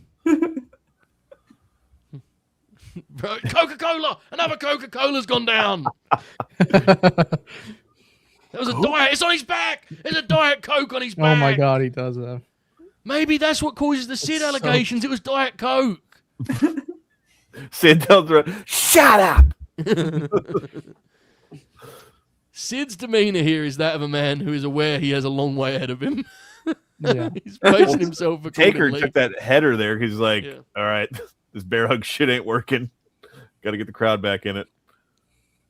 Jesus. Taker's fucking good in 97 too, man. He would have wanted this to be great, but, you know. Has 2 really good matches with Brett.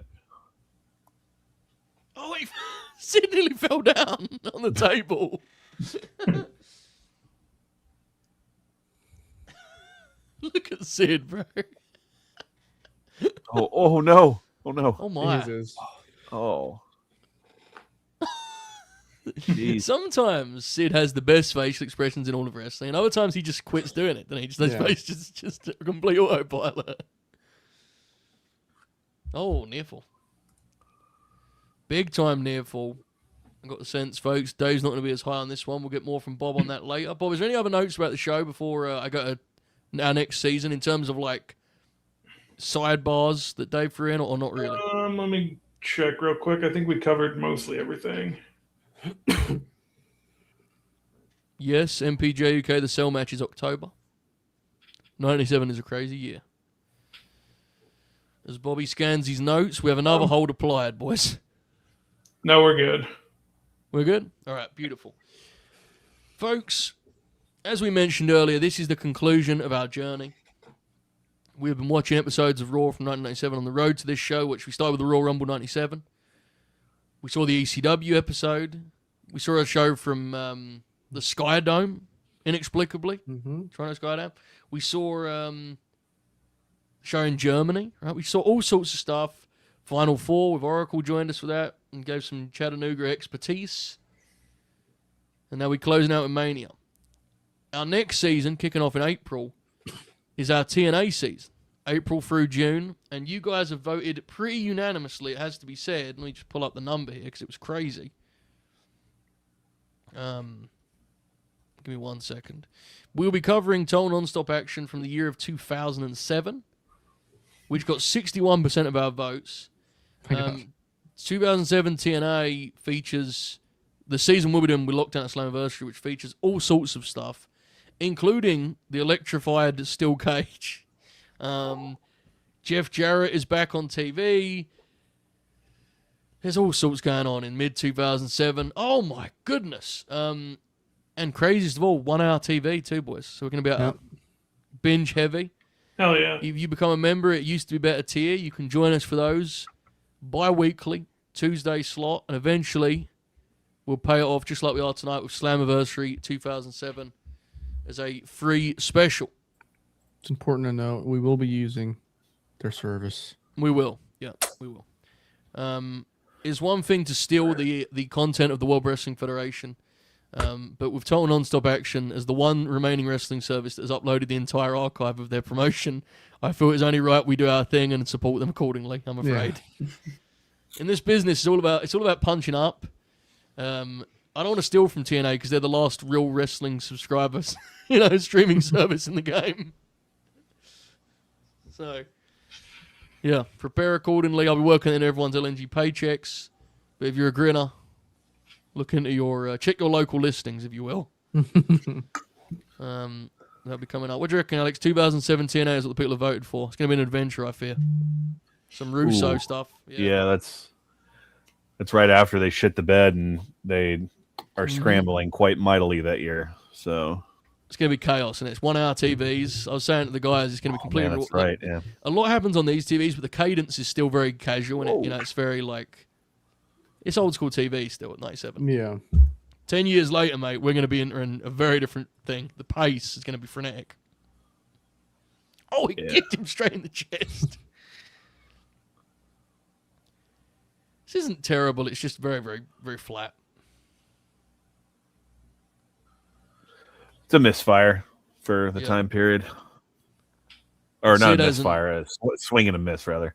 Yeah, Sid isn't really able to bring a lot to this either. 20 minutes. He takes away all of his tools, doesn't it, No, I had it right the first time. It is a misfire. It was just a bad idea from the jump. Yeah. Oh, that bump to the floor, big man, starting to feel it. He's been standing up for a long time out there. Need Ahmed to do a run in. This is one of those matches. Matt in the chat said the crowd died after 3 minutes. This is one of those matches the crowd thinks they want to see. Yeah. But in reality, they only want 7-8 minutes of it. They don't want fucking this. The crazy one we did on Grin Grappler recently was Steiner's Road Warriors, the Nitro match, which is a great example of that match is short enough that they give them exactly what they really want, don't they? Just complete bombs the whole time. Here you go. Some nice action here on the barricade. I like that. Shamrock needs to get back out there and restore order. Yep, excellent point. And Taker is working very, very hard, I must say. Very, very hard. Yeah. He always does, bro. Sorry, bro. He was the conscience of the World Wrestling Federation. Yeah. The other day we were in Discord and I was like, Buster, what do you want to watch? He was like, I want to watch some Pajamas Undertaker. I typed in on my hard drive and just saw 3 Vladimir Kozlov matches, 2 singles and a tag. I went, oh, there's 2 singles matches. Watched them before they sucked, deleted them, moved on. Beautiful. Hudson said it's funny, there's a scenario that they run this back 10 years later. Had they brought Sid back. When we started talking about Sid in 07 WWE, that was a moment, dude. Just thinking about what that would look like. And then inevitably we reached the conclusion he'd be on Sci-Fi ECW, which made it even better. Yeah. Oh, look at this hole, boys. Oh, there you go. Wide shot. Beautiful. Want to reiterate for all of our LNG Gold members, all of those members, every Monday I do a Holbert House show. I missed this Monday because of the run time on that Edo pay-per-view. I just didn't have the time to get both shows in on Monday. Hopefully tomorrow morning or Thursday afternoon, I will be able to finally tick off the Holbert House show. I owe all of you guys. What do you mean of this hold, Buster? It's effective, clearly. Sid. Sid's going. You guys want him to get up, right? Look at him.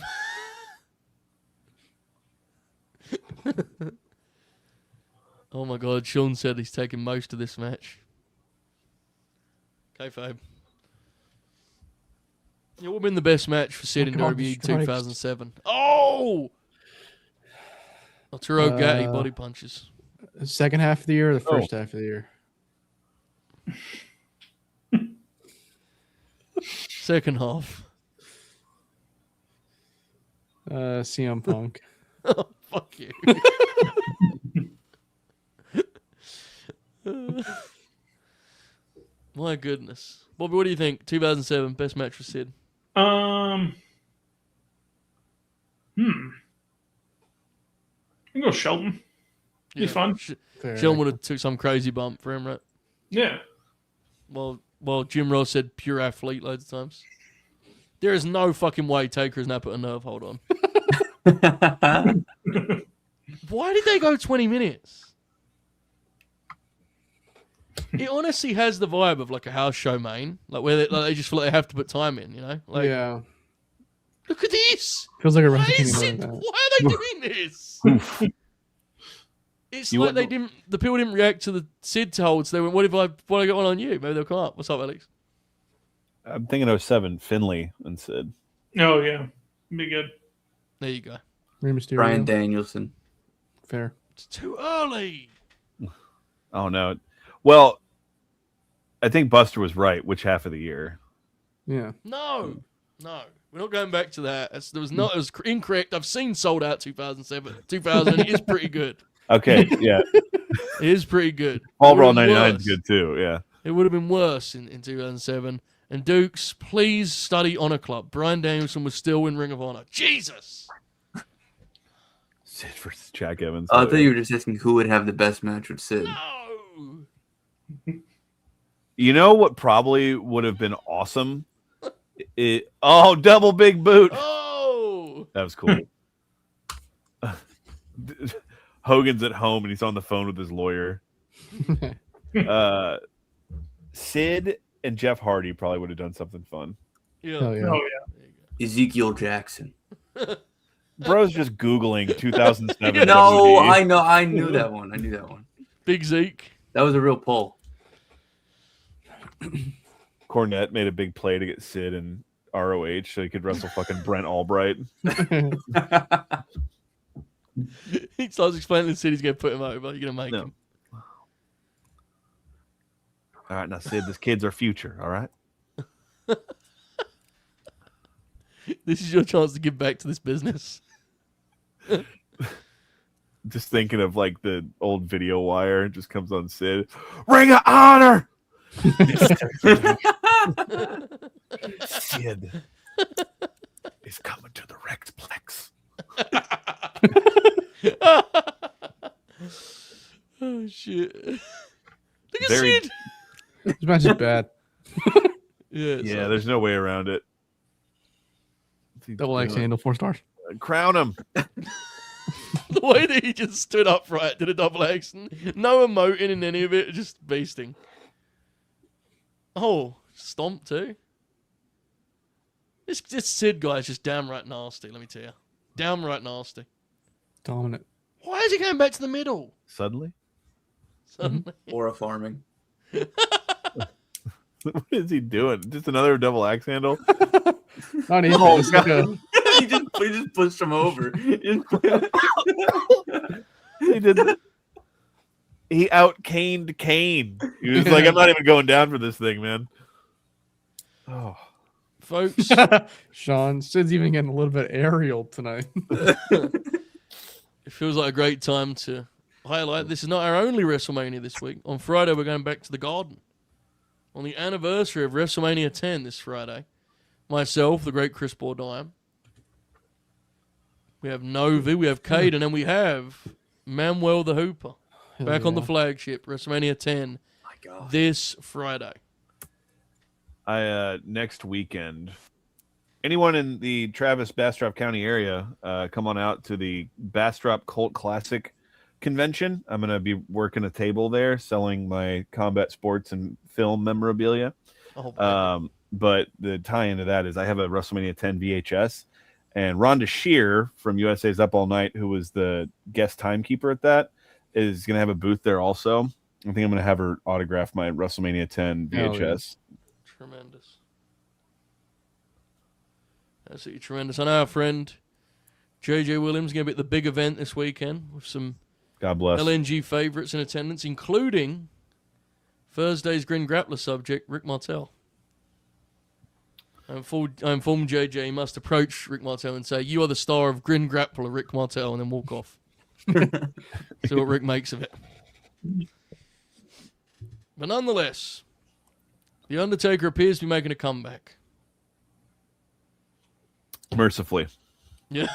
Sid is going, you want me to feed this, bro? Fuck. Oh, that was beautiful. It was. I think God. Sean just learned the word aerial today. He's used it 6 times, I think. I'm sorry to say, guys, I get why Vince was such a taker guy, you know. He's... Oh, yeah, man? Stay on that. Buster, I don't think Sean's able to remember what he said 10 seconds prior at the Fair. state he's in right now. Yeah. Still going, Cal. Still going. Yeah. Going's probably the wrong word for it, but it's on. Yeah. It's Yeah, happening. yeah, that's Meandering. right. Yeah, it's happening, yeah. Cameras know. are in focus, right?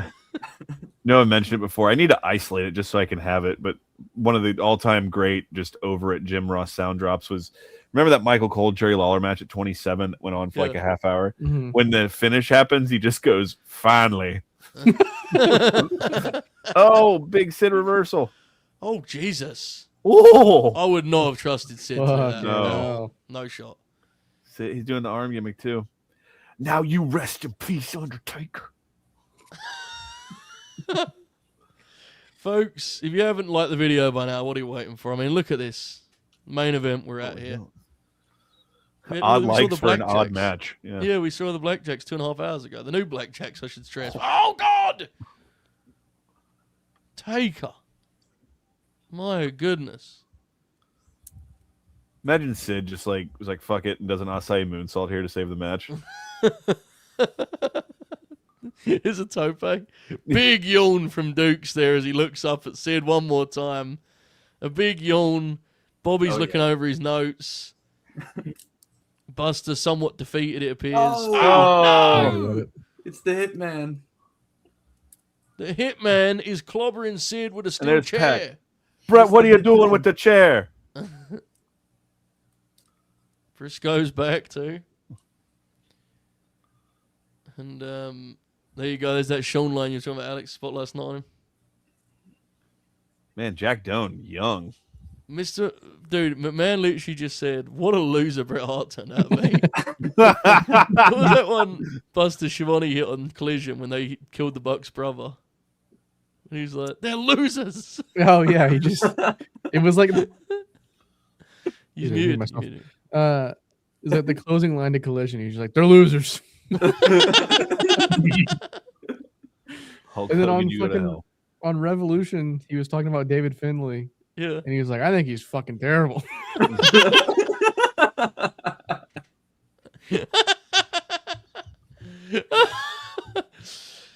Choke slam.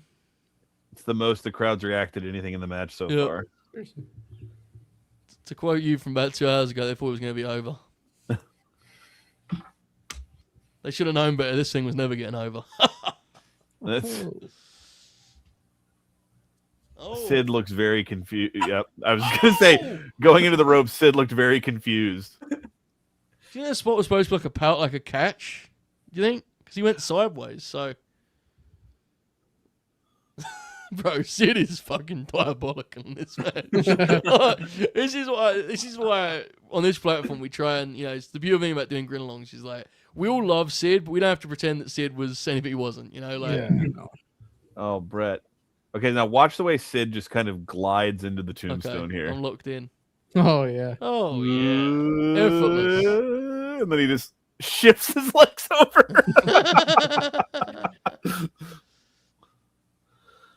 How beast is it, Alex, that he did 2 Mania main events, didn't do a clean job in either? Levels. He's the master and the ruler of the world, baby. Yeah, levels. And after this, The Undertaker, the company thanked him for all his work and dedication, and he rode off into the sunset in the summer of '97. He launched a podcast with Michelle McCall. Well, Whole thing. Wow. What a contest. the crowd reacted to the finish, but yeah, that They match did. could have literally been half the length. It certainly could have, but The Undertaker gets it done. Gets his thank you title win. 10 years later at WrestleMania, he will get another one of those, legitimately. In which he toppled Batista in a much better match, it must be said. Uh-huh.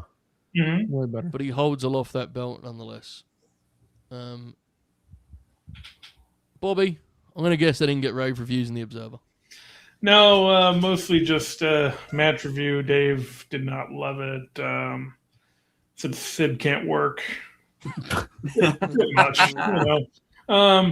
Also very concerned about the credibility of the WWF title. They've done an incredible job this year destroying the credibility of the title with all the run-ins and screw jobs in every title match, which probably explains why title matches mean so little in TV ratings. 1.25. Ooh. So, if you pair together Sid's star ratings for Mania main events, I think he's still minus. I believe. I'm pretty sure the Hogan one is like 2 or 3 minus. Yeah. So he didn't get back to even. Sad. Happens to the best of them. EC Dub banner there. As the Undertaker stands tall to close out our 97 journey. A little bit of a wimp at a close, but man, Bret and Austin.